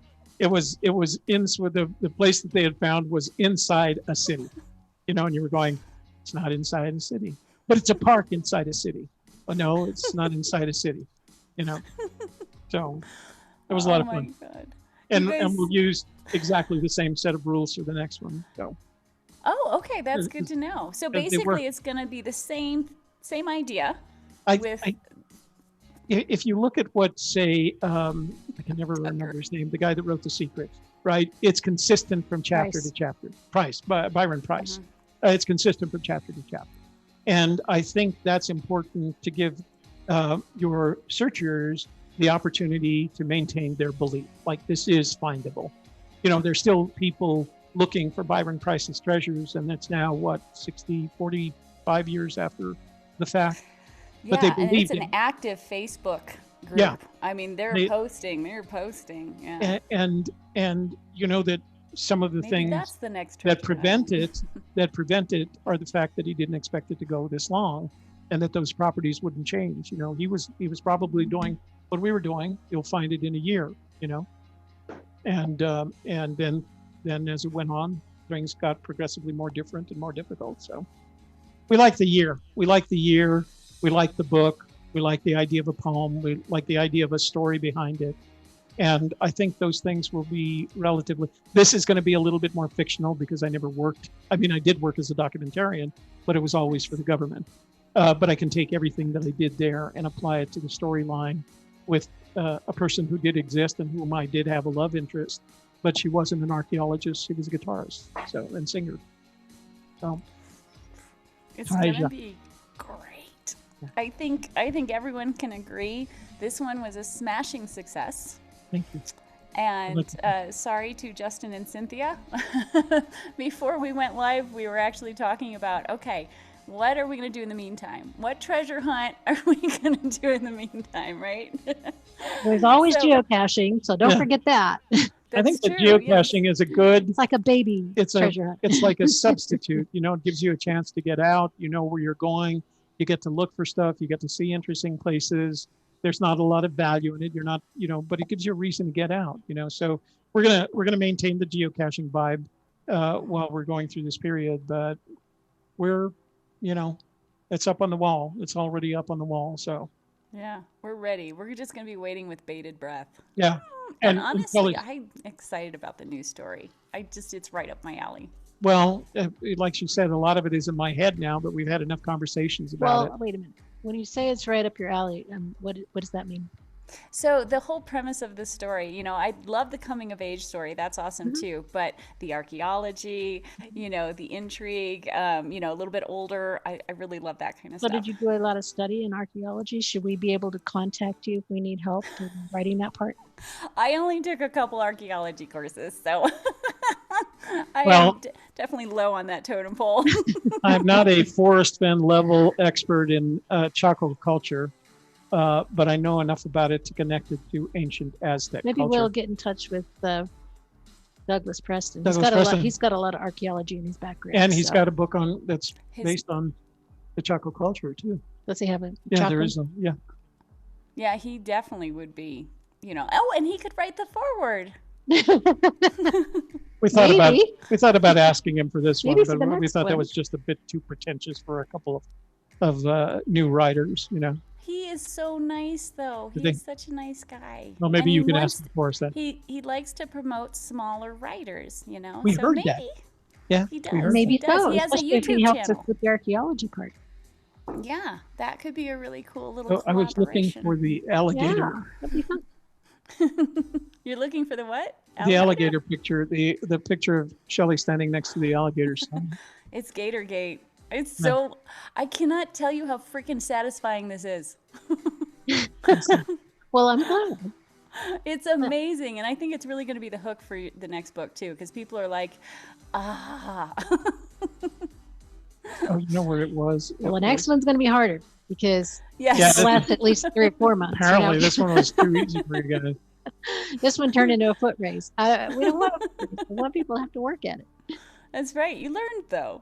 You totally learned. It's like, okay. And the more, that's what I think, the more people talk about how they got close to the area, the more you can be like, okay, so this is what we want to do instead next time. Oh, so here, let me show you something else. Yeah. So this was, So we'll do a marathon video of anyone who is, oh, look, there's Tucker. Watching Tucker was awesome when he sat So- and, that was the card inside the proxy item. oh my goodness. No, he chose an email. That way, if anybody had stumbled across it that didn't know about the treasure hunt, they would still contact us for this prize and then Yeah. find out what they had won. Yeah. Be able to tell them, oh, you won $100. We were pretty confident. We were pretty confident. Yeah, Bye-bye. we were pretty confident as a result of the location that it was not going to be stumbled over, And it wasn't. and it was protected from the elements. I did get an email. People are. I love that searchers are so. What's the word?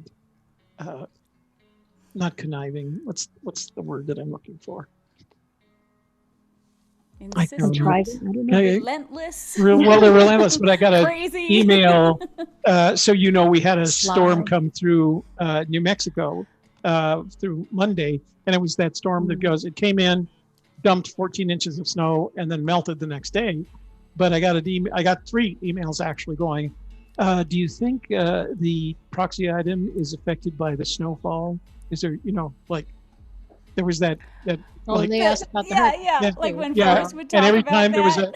every time there was a hurricane, we'd get a so do you think the treasure area was affected by the okay. hurricane? Yeah. We did that. Remember when Forrest said the treasure chest is wet on the Yeah. at the Fenbury? It Yeah. was at the Fenbury, and it was like it was raining in New Mexico. Right. Yeah. Yep. Like, oh my god. So Oh, so you guys would say in general that you really enjoyed this whole experience. I think we enjoyed it right up until tonight when we got the email 5 minutes before the show, and you're going like, Pivot. yeah. Ah! So I always rely on her taking us. Yeah, this is where we're going this time, but we had a plan in place, right? We didn't think it was. We thought it was going to give us. We were going to have more time to prepare for the new book, but we can keep everybody's interest for 2 months, get the book out, and new treasure hunt. The hard part for us is we got to come up with 10K somehow. So that's not the kind of thing you take out of retirement funds. No. Without So are you most going to do money. another GoFundMe? I think we'll start a GoFundMe and We maybe will find a start reaching way. out for sponsorship. Yeah, see if we and- can find a Mhm. sponsor or something like that. Right. But we want to really do it again. We want to make it happen again. And people asked tonight if they could start sending us items again. So yeah, the answer is yes. So Okay. Uh, And so what do I do? I still have some giveaways. I just still have a well, that's you got the giveaways. Give them the giveaways. Hey, the That's books what are we're- still interesting. Yeah. Hey, and that coin is still a good gold book. plated. Pardon me. It's got the little gold plated accents on it. Oh wait, Yeah. you know, Cynthia was saying she never wins anything. You know what, Cynthia? I sent you a book. Didn't I send you a coin with it? Yes, you did. Thank you. Okay. So I you've got appreciate you've got a Thank you coin. so much. Send you another Mariah's coin. So because you probably don't. And some postcards. I got postcards. I got. Well, she Awesome. doesn't need to win anything. People love giving her things. Yeah. That's good. We'll give Justin stuff too. Yeah. Yeah. For being on and being such a good guy about asking big questions. All right, guys, we'll let you go. I'm sure you want to talk a little bit more without us around about the other treasure hunts. So, We Thank have Yeah, you. so we'll many- talk more about you after you leave. Thank Yeah, you guys. yeah. well, Oh my we were- God! Can you believe they said that? yeah, it was good because we were excited. We went literally through all the emotions in about 5 minutes. I called her in here and I said, somebody found our treasure, and I showed her the pictures, and the pictures literally are just enough to go like, yeah, I got it. Me. And then you had to go live. And then we had to go live, and we had our agenda Hey, all that's what we had to planned. do when We were they going to do found an forest AGK. treasure too. We were like, Oh, that's what are we gonna do? We Yeah. gotta go live. We Yeah. gotta talk to these people. Yeah. Yeah, I mean, it was our planned show. We can't go like, hey guys, we decided to not have a show tonight, and Apparently, we can't tell somebody, I think Cal already knew about it anyway. So you why. He had written Cal about an hour before and sent him the pictures. But he did the same thing. He didn't give him a telephone number, so that's what I'm waiting for next, so I can have a conversation and we can get down to discussing all the details of what he wants to do. But my Yeah. objective is to get him on next Wednesday so we can have the conversation. You guys can ask questions because that's all part of the deal. You can't collect Mhm. treasure. The good news for me is that he's only, what, 4 hours south. 4 hours south from me, and we could meet halfway, so I don't have to drive all the way down to even to Go to find him. So, Socorro. yeah, yeah. Oh, So interesting. we'll meet up in Tucumcari or something. Socorro. And I'm guessing he's going to get a lot of offers for that letter. Well, I'm going to leave that up to him, and I'll let him know that there are offers out there, and then he can judge what to do with it. I'm going to do it with respect to Forrest, that whatever he put in it, it could be, a nice little email or mail to the finder saying congratulations, or it could be, I didn't tell anybody where the treasure was, but I'll tell you. But I'll tell you. So, Sure. yeah, I don't know. That's what it is. I don't know that can happen, so I just caution everybody. Yeah, It was the just kind of, date- the fun part for me was not opening it. But he didn't know we weren't going to open it either. Yeah. So I know Yeah. that's true. That's true. He did let know that that. inform And you know how he felt about me, so it might have been, Toby, Hey. I'm telling Sorry. you, anytime I met with him, he only spoke good of you. oh, okay. Well, I've had conversations with other people who say, oh no, Tobe, he hated you. And every time I talk to him, he just mentioned how much he hated you. Oh, that was Cynthia, right? She lies.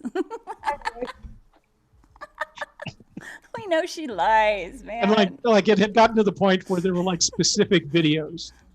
You're okay, except for that time that you questioned using the phone to find the treasure.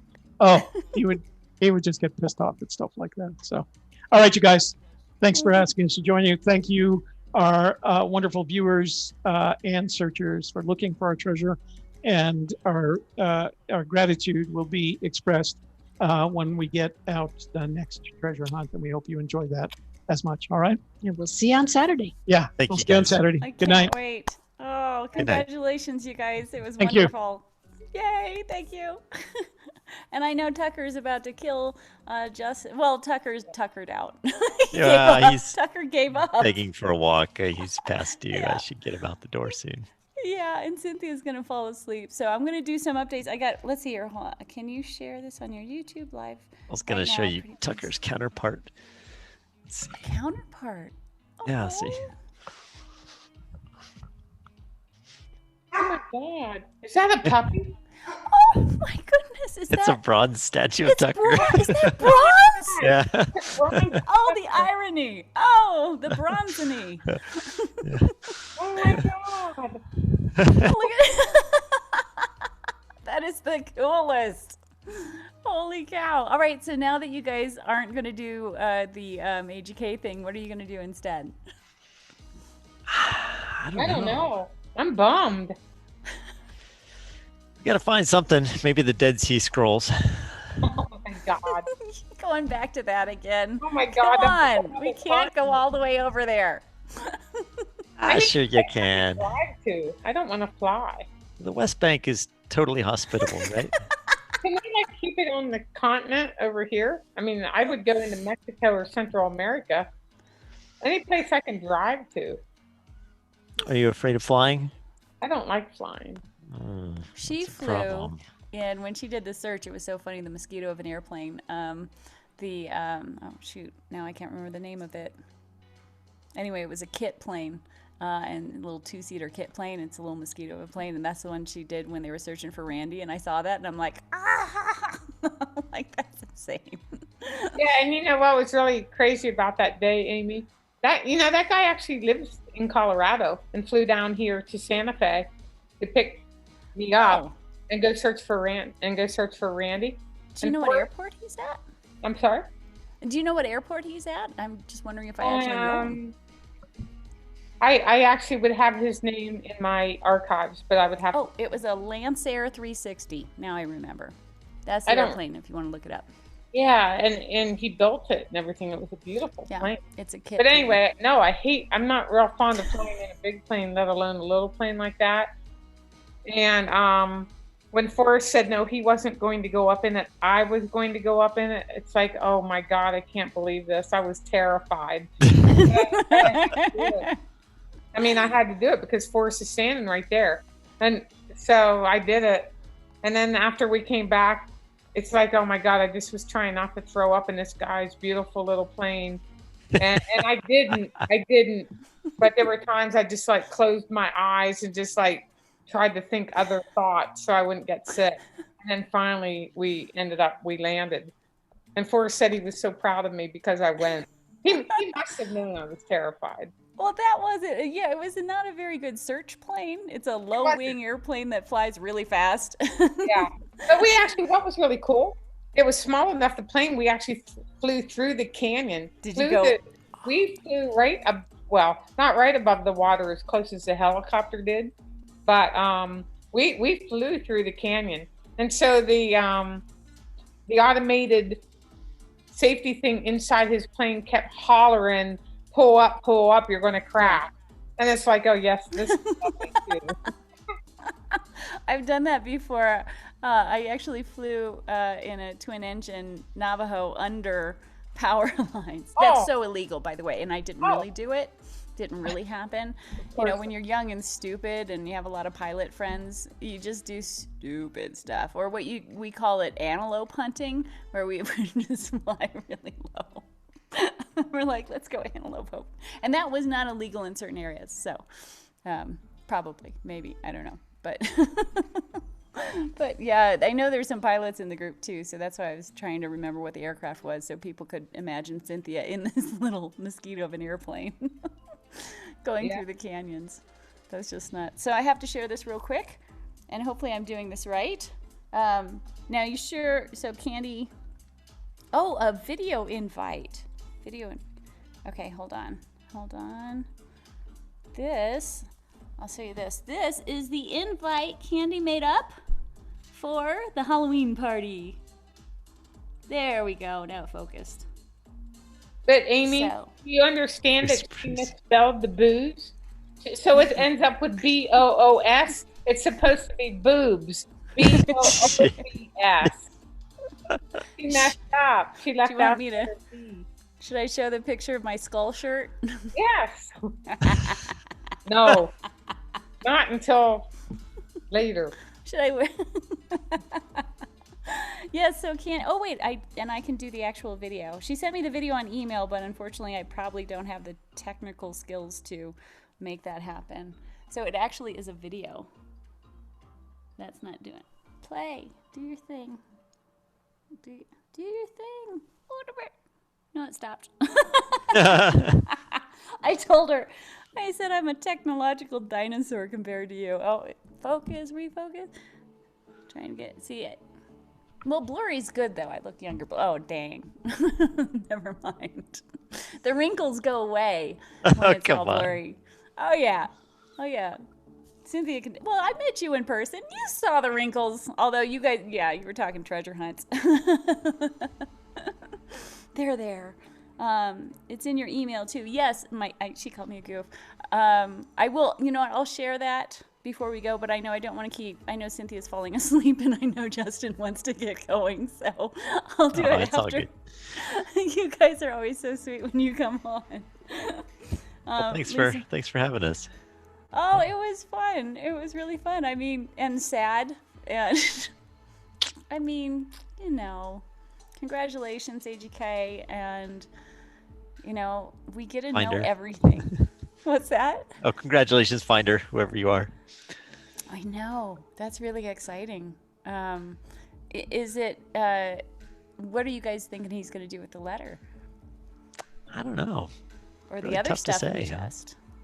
So Toby's actually part of the thing with AGK's treasure hunt was that this guy has to be on camera, right? Does he actually have to show his face? It's part of the agreement. I Right. don't remember if he had to show his face. Is that part of it too? Well, I think so. Well, I know he has to agree to be on the show, so maybe he doesn't Right. have to show his face, and maybe he Right. can be anonymous and not really have to give his name. Is Mhm. is that true as well? So this could be another case of having a finder. No one knows what he looks like. No one knows his name, and none of us know what's in the fucking letter. Like it's in the olive jar. So if this is the case, I'm quitting all treasure hunt. Cynthia's gonna take up drinking. She's gonna give everyone the bird. You and me She's gonna- both. Yeah, We'll drink bourbon smashes all night. really. Oh man, those sound delicious. Pretty tasty. Yeah. Actually, there's a bar in West Yellowstone. It's Madison Crossing. The guy that works there, the bartender, he's actually the naturalist over at the Discovery Center, Grizzly Discovery Center. Yeah. Yeah, he works as a bartender there at Madison Crossing, and he makes just bomber. These bourbon smashes are astronomically good. Highly recommended. God. Okay, now Why was that closed when we were there? Because it's open. They were close for renovations or something. Oh. Yeah, it was a bummer. so you guys didn't get it when you guys were up there? No, the Madison Crossing was shut down for like a month. You should have just gone over to the Grizzly Education Center. I and should have gone just and bugged found him. I'm trying to remember that guy's name. He's a funny guy. He's got some cool stories. I Nice love guy. that place. They always throw the they chest, you know, bear-proof trash cans and stuff in there. And so they'll throw it in there and the bears are like, It's pretty cool. It's awesome. They have the kids go out and feed the bears. Like they have to hide like the chunks of meat and stuff under rocks to make it hard for the bears to get at. So they have to work at their food. It's pretty fun to watch. Wait, what about the kids hiding it? Well, the bears go in the that back, seems and then they dangerous. let all the kids come out and hide all the food for the bears, and then they let the bears out after the kids have vacated the It premises. sounds so nerve-wracking. Like, I don't know if I it's could let pretty my cool. kid, be like, yeah, the grizzly bears are away. It's fine. They'll be fine. Yeah, It'll be fine. That is, so it's like a little meat Easter egg hunt. that's right. Yeah. Oh God, that is so cool. Do they still have the main bear guy there, the original bear? I forget his name, the one that the guy raised. I don't know. Yeah. There was the original guy who started all of that stuff, and he had a grizzly bear that was basically like a pet dog. It was like Tucker, and he'd come into the house, and he's That's just cool. huge. Yeah, it was pretty awesome. But we're off track again. Okay. All right, we're gonna do this again though, but who knows if we'll be live or not. We're just gonna have some we have to figure out what we're gonna do in the meantime with AGK. Yeah, we got to find some replacement. I mean, that's the thing. Is like there's not, I mean, there's a lot of legends of hidden treasures in the U.S. Lost Dutchman mine and so forth, but confirmed treasures in the U.S. not so many. Yeah. It's well, there's the accidental ones, of course. There's the wait, what was the one? Oh gosh, I'm trying to go in back my history. The History Channel shows. Like, so if anyone's a geek like me and watch History Channel 10 years ago or 15 years ago, they had shows like this on all the time, and you can find them on YouTube. But you were talking about the Inca one, right? And of course, that's down south, and that's that's some hard terrain there. I'm gonna get in shape for that one. But there's a Montezuma's one, a Montezuma's gold one. What is that? If anyone in chat knows, let me know. But anyway, so we gotta figure out what else we're gonna work on in the meantime. I need an adventure. I'm going a little stir crazy. We got to find something. I'm going a little nuts, but we'll figure it out. I actually have some books on treasure hunts back here. Like actual lost ones in different, like in Colorado and places like that, where they have, like, it's documented that it's lost, like when people robbed banks, but then stuff wasn't recovered and stuff. But I have a few treasure hunting books back there. Maybe we can go through one and see if there's any worth doing. But I think most of mine are Colorado, since I'm here. That's good. Colorado tales. But then Estes. See Estes looking better. Isn't there one around like Treasure Falls right there in southern Colorado? The San Juans. There's a whole, I don't know, story around that. I don't recall the details now. There but was. yeah. Well, here, I'll show you guys my books real quick. 1 second.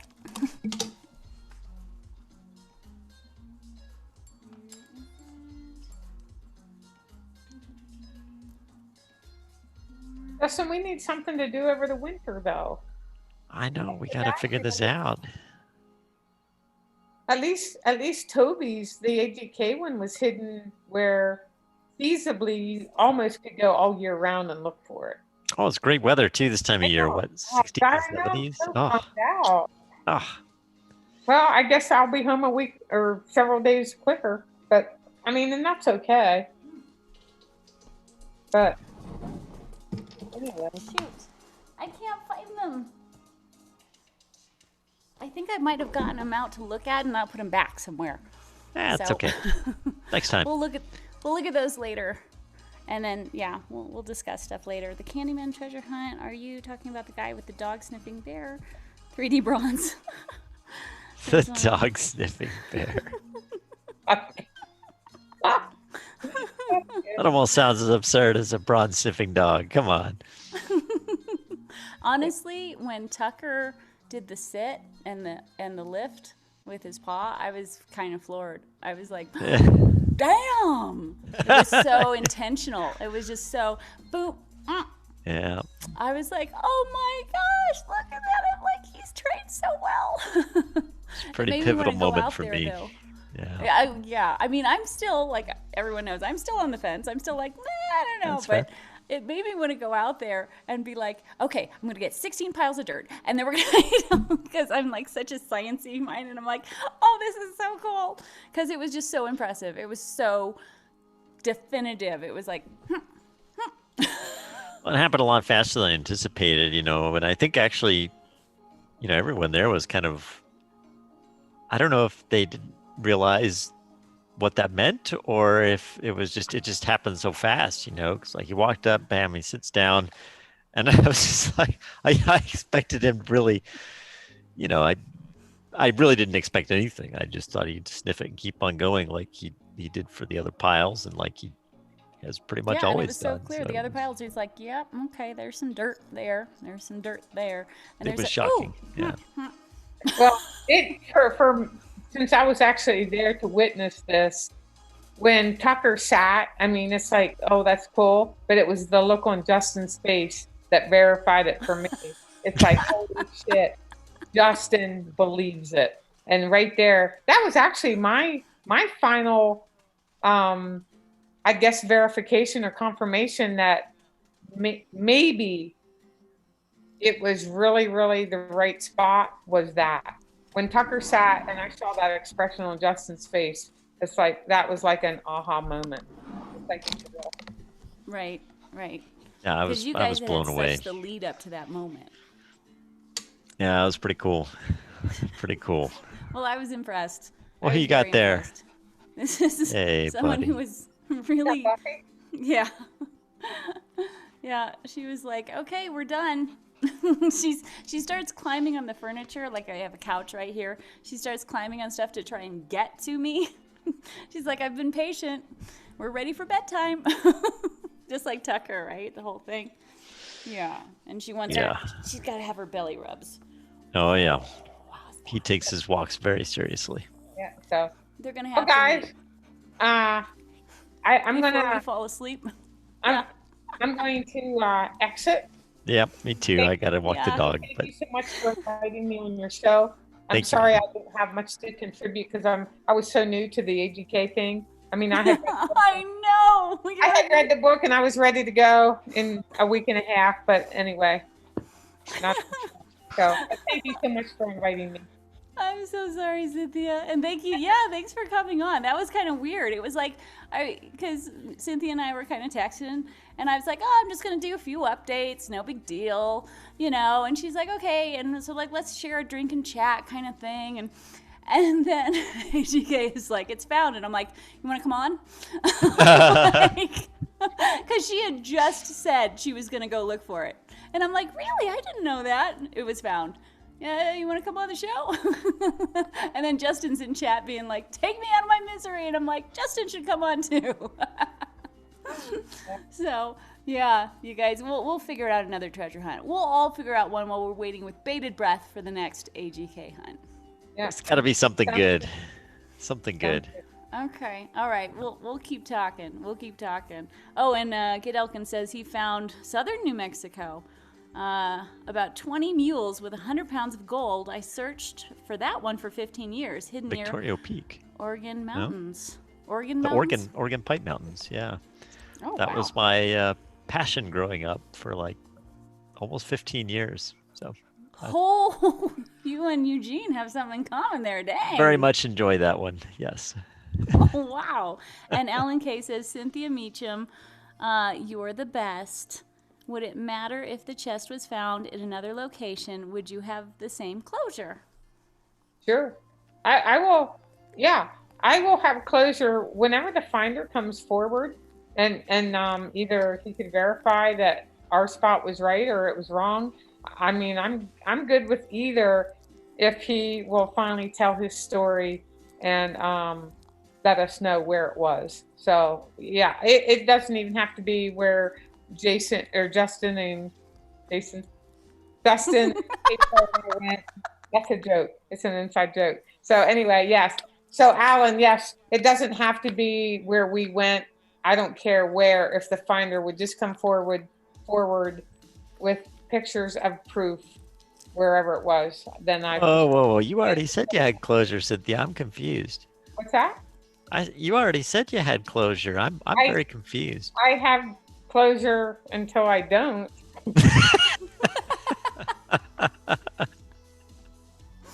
I'll tell you what. So, well, Amy, how much more time do you have?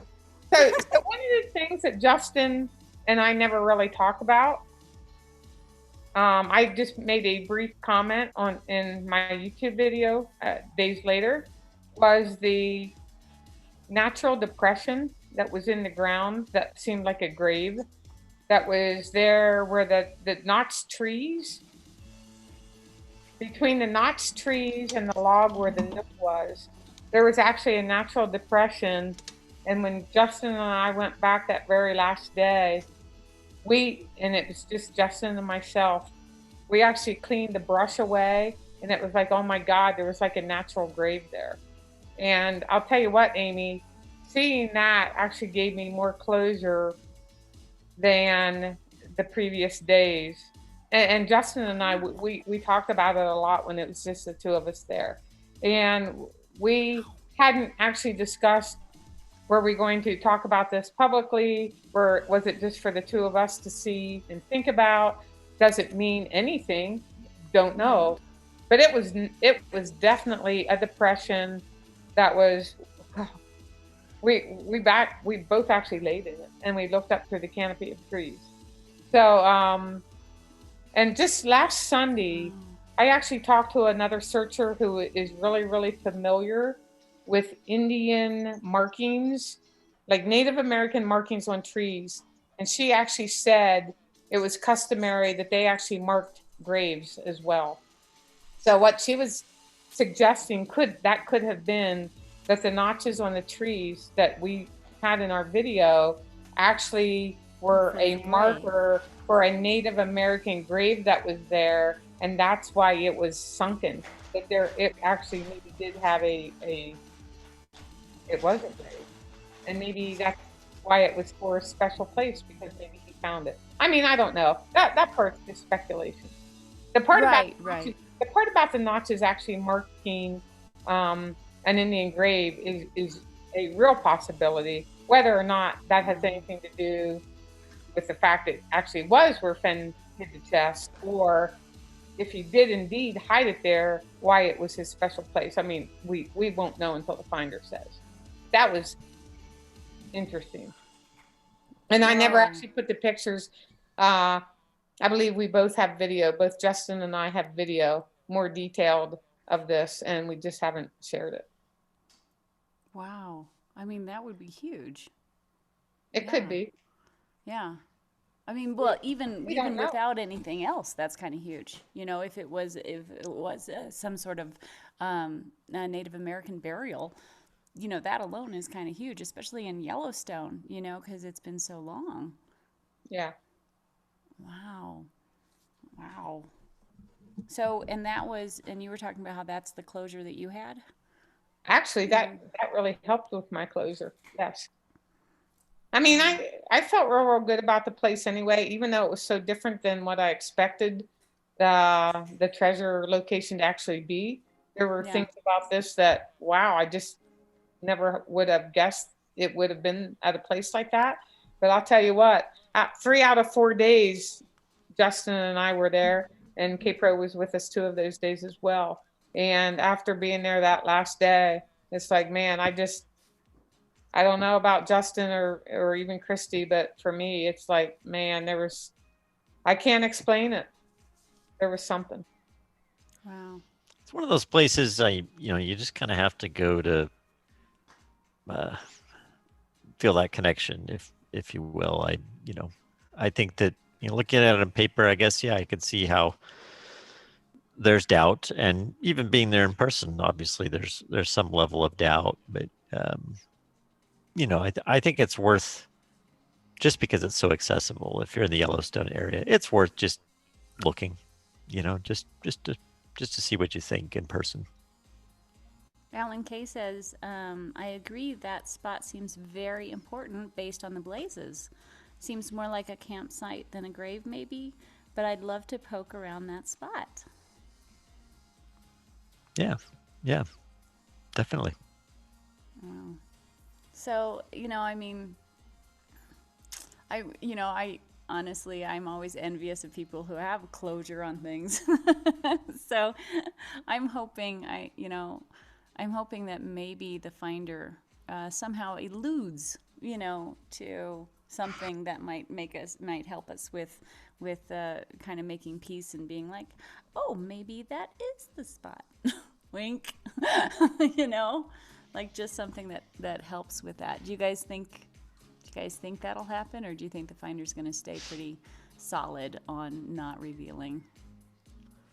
I don't think we're going to get much in that regard. And the thing about it is,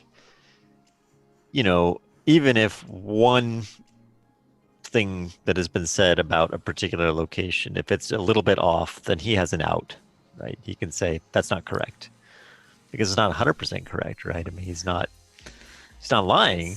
I mean, it might be construed as misleading, but it's a very foresty thing to do, I think. But Exactly. you know, I think the point is like he has, no matter what solution is out there, like he could find some super minor flaw with it and say, nope, that's not correct, you know, and then everybody would say, and they just throw the baby out with the bathwater. I mean, it's Right. at the end of the right. day, I don't think we're gonna know unless he wants us to. If he does, if he says something like that's not the place, where do you guys go from there? Like if he says it's not in Yellowstone, or if he says something that just rules it out completely. Not in Yellowstone would be pretty pretty big. Yeah, It that would would be help a lot. because I think it's in Yellowstone. But I mean, would you guys keep looking then, or would you kind of be like, we'll just wait and see, or? I'm always willing to get out and poke around, you know, just I don't know exactly what the heck I'm looking for. Obviously, there's nothing there, but you know, it's just any excuse I have to get out and about. It's fine by me. Well, I would be curious as heck as to, what Tucker smelled, right? So that would, because I'm like, it was so clear what he was doing. Yeah. That's what I would want to know. I would be like, so what was, if like the finder says, no, it's not in Yellowstone, I'd be like, okay, then what was there? Because something was there. I'd like to know too. I mean, I've been with him in the field for years, and that the reaction that I saw that day is the reaction that I always wanted to see. And beyond our training sessions, Finally. in the wild, beyond just deliberately placing something to to see how he reacts, he's never done that. So that's why it was so exciting to me. I wish I could have seen your face. I wish someone was recording your face. Because I mean, my face was like, right? I mean, my jaw dropped. I'm like, that was so specific. That was so, there's something there. Even though I'm still on the fence about, whether or not I think that's the place. Tucker, there was something there. That was so freaking clear and impressive. So good job training Tucker. Well, and I know there's a lot of folks that this is silly or doesn't mean anything to them, and I understand that. I don't expect for anyone to, beyond myself, to really put any stock in this, but for me it was big. Yeah. Well, for me, that was the biggest part of it. Like, I'm like, GPS, meh. I'm like, yeah, the place looks okay, man. Oh my God, look what Tucker did. Yeah. It happened so fast because I've gone through this thousands of times, just walking around sniffing stuff, and you're always kind of hoping for that day, and it just like, I mean, it just totally caught me off guard, to be honest. Well, it was exciting for me too. So yeah, that was pretty cool. So yeah, give Tucker our love. Extra pets, extra treats. He did so good. Yeah, I'll do that. Yeah. I don't In think fact, I speaking could of train... which, I should get him out on his walk. Yeah. I don't think I could train Buffy to do that. Should I start working on Buffy to sniff out frogs? It's never too late. She's way too smart for her own good. She's one of those dogs who she'll learn a trick and then be like, I am so bored of that trick. She's like, that was so easy. What else you got? It's very dangerous. That's good. You can Okay. train her fast then. Yeah, but then she gets bored with tricks. She's like, yeah, I did that one already. Didn't you see it? Huh? Apparently little dogs kind of tend to do that, but anyway. Some people are saying we may never know the location, all that kind of stuff. I know, but we have hopes. I have hopes that the finder, I mean, who knows, maybe in 10 years the finder will verify something. I'm patient. And part of me has to wonder, it's like, even if the finder did come out and say, here's exactly where it was, there's going to be, a set of people that are going to say, I don't believe you. And the thing about it is, technically speaking, the finder could completely just lie. Say, I found it at a totally different location, and for whatever reason, it might work to their advantage, whether it's taxes Taxes. or whatever. And the sad part Lawsuits. about it is like there's really no way for us to know whether or not that is correct, right? I mean, we're gonna have to take it at face value and just judge it for what it is. Yeah, unless he releases some solve that is so perfect, it's undeniable, right? Some solve that is like, oh my gosh, right? And otherwise, it's like, well, What if the finder actually took a video or pictures in sequence of him arriving, and whether it's our nook or not, it doesn't matter, but wherever. So if he was so confident in his solution, and it sounds from the finder's story, it sounded like in 2018 he had that fake blaze, so he knew he was close. So when he goes and he does all his 25 days of searches or whatever, and then he goes and gets it, this guy went there with confidence. So don't you think that, well, I just know for myself because I make videos anyway. I mean, I would have captured it on a video and at least put a camera on a tripod and just for our own posterity, even. Yeah. Pictures. So he gets to the location, he finds the blaze, whatever the blaze might be, and then he starts. And he actually goes to it and has a video of him pulling it out of the hidey spot. To me, that is the only thing. With the dirt still smeared on it. That is the only thing I think that would make. Well, there's still going to be people that believe it's all set up and not real. Yeah. But for people like me, that's the kind of thing that I need. And that for sure then would give me closure. I mean, it doesn't have to be where we went, wherever it is. Do that. You getting it for the first time when, whatever you have to do to, if the treasure chest is hidden, when you pull it out and you take it in your hands, do that in a video and then put the location. And then people like me would totally believe. I would too. Yep. So when the finder does that 10 years from now, would you like to go live with me? No, I'm going to kill him because I'll be dead. What it means I keep no. Amy, I sure hope it doesn't take him 10 years to come forward. If it takes him 2 years or 5 years, that's one thing. But my God, some of us are not getting any younger. So hey, I know how old your parents are. You're gonna live to like 200. So I hope Yeah, so. you are. I hope so. But no, seriously, I just hope that the guy eventually, before 10 years, comes out with his story. I hope so too. I'm not Justin? so sure it's gonna happen. No, Well, I just, it might not, but like what sort of impetus does he have at this point? There are a lot of What can he cons gain? and very little in the way of gains, right? I mean, yeah, it's possible he could make a little off a story. The thing about it is, like, I think that sort of thing is short-lived, right? He could go to the media, he could sign something, he could come out with a story and make a quick buck or two, but I guess I just then don't see a lot of everyone- value there, right? I mean, what does he get out of that? Like, his identity could be divulged, potential tax implications, safety implications, a lot of problems.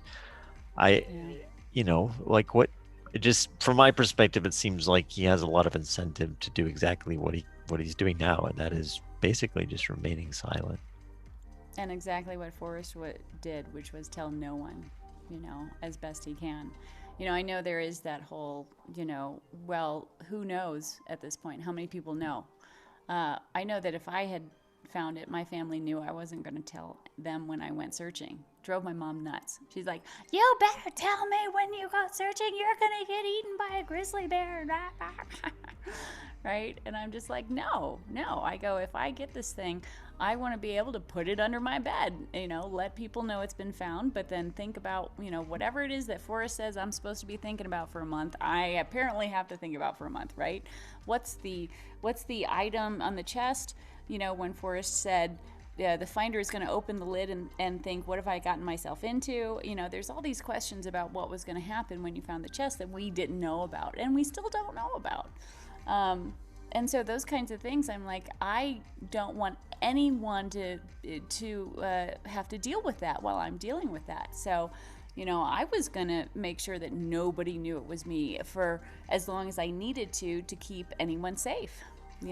So I understand that the finder's probably doing the same thing because, unfortunately, armchair treasure hunts have a lot of people in them who are too passionate. That's true. I mean, what we do know is that the finder has a lot of self-restraint and is able to, take calculated, methodical moves, as opposed to acting in a hasty manner. And those are the types of moves that will allow him, I think, in the long term to stay anonymous if he wishes. A lot of folks say, well, you can't hide that sort of money. I mean, how many stories do you hear where someone passes away? It turns out they had millions, they're living in just a regular house down the street from me, like it happens. And this is, I think, the type of mentality or personality that affords that sort of thinking and outcome. Yeah.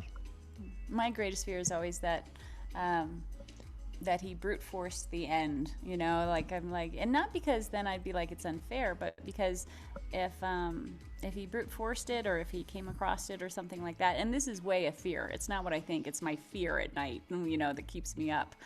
And then I'm like, would I ever know the if he didn't know the full solution, then there's no verification of any solution, right? So that's my fear at night is if he came across it somehow or he brute forced part of it or something like that. Because with Forrest gone, with him being the only other one who knew, those thoughts keep me up at night, and I'm like, let it go, let it go, let it go. I was just thinking of that song. Yeah. I'm gonna get that stuck in your minds for the night. So, is there an email for this channel? Why, yes, there is. Is that a violin, Billy Shaw Jr.? I think he's got a violin. I'll be getting my violin soon. My friend's gonna be giving it to me so I can start learning. Yes, it's amyseeksadventure@gmail.com. There you go. So, anyway, you guys, thank you everyone in chat. 72 people. Boy, you guys really draw a crowd. I can't imagine why. At least for me. I mean, I just got to hang out here. It's just nice hanging out with you guys again. It's fun. I actually think it'd be neat to kind of hear from someone who does profiling of individuals professionally, to hear their thoughts on, all that we know about the finder. It seems pretty clear to me that this is not someone who's seeking fame or attention. Their motivations are, I guess, I don't know, for lack of a better term, humble. They don't have any impetus to out themselves. I think it's actually kind of cool in a way, but I think there are ways to divulge the location without divulging identity, and that's the crux of it. Yeah. It's true. That's what makes me think it's in Yellowstone. I think there's so many awful pitfalls and just bad things that can happen if it was in Yellowstone, and saying that it was in Yellowstone, and all of a sudden the government is like, all right, how do we get our peace? What do we have to do to get our peace to say how illegal it was? No matter what, the government can still go after and say, hey, I know you think you got around it by doing this, hey, I found your treasure chest, hey, look what I found for you, it's like, well, thank you so much. Would you like it? It's like legally that should work, but the government, I'm sure, if they found out it was in Yellowstone, I'm guessing they might try and figure out a way how to go after part of it or somehow make it theirs or, something. Because, it's what the government does. So it does make me lean towards it being in Yellowstone. I think the ultimate twist in the story at this point would be someone who's sort of a voyeur, right? Like, they found this thing. They're actually very much steeped in the community. They're someone that we know and talk to regularly. And they just won't mention that they found it, right? Oh my God. That would be an interesting outcome to me. God, that would make it such a great book. By the way, Godelkin says that Tucker has fans. And Oh. Lisa Smith says for Cynthia, please, please, closet stories of Taos. So Maybe this winter. that would be lovely. I mean, we would all like that, I think. So this is like, it feels like one of my family get-togethers where we say goodbye for like 6 hours. Okay. All right. I'm letting you guys go this time. All right. And thank you, 75 people. Yeah. Thank you guys for watching. I really appreciate it. Oh, hey, don't forget to like or dislike this video and click subscribe. That's my little ASMR version. That's how I get people to try and subscribe. I'll be doing a giveaway at 500 subscribers, at 750 subscribers, and you all know my 1,000 subscriber giveaway of the American Indian Dolls book by Forrest Fenn, which is worth mucho bucks on Amazon, which you could sell for mucho bucks. That way, even if you're not a Forrest Fenn fan, you got some money, and it's really gonna kill me. So anyway. Thanks for tuning in, everybody. We all love you. I love you. Thank you so much. Thank you, Thanks, guys. Justin. Thank you, Cynthia. We'll catch you later. Have a good All evening. right. Yep. Bye-bye. See you later, See ya. guys. Bye. Night, night. Thanks for tuning in, everyone. This is Amy Seeks, Late Night. Wow, another treasure hunt found. Oh my God, another treasure hunt found. It was really exciting. Oh, what's this? Amy Seeks. Oh, I'm sorry, Jason. We just said goodbye. Do any of you think there was a much bigger picture pertaining to the chase and the chest? May have been a proxy item. Jason North Face, personally, I don't think so. But I'm sorry. I'm sorry the panel left. I just saw the question. I'm so sorry. Maybe we'll do another panel again later. Oh, and sorry, Willitude. Glad you went to the muddy road north of Cody. I didn't get stuck out there. Awesome. Yeah, thank you guys. You guys have a wonderful night. Don't forget to click subscribe because I will be going live with updates whenever I get them from Treasure Hunt creators. And a big old thank you to AGK.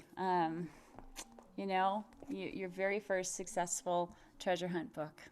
Cheers, AGK. Thank you so much for the adventure. Can't wait for the next one. All right, you guys, you have a great night.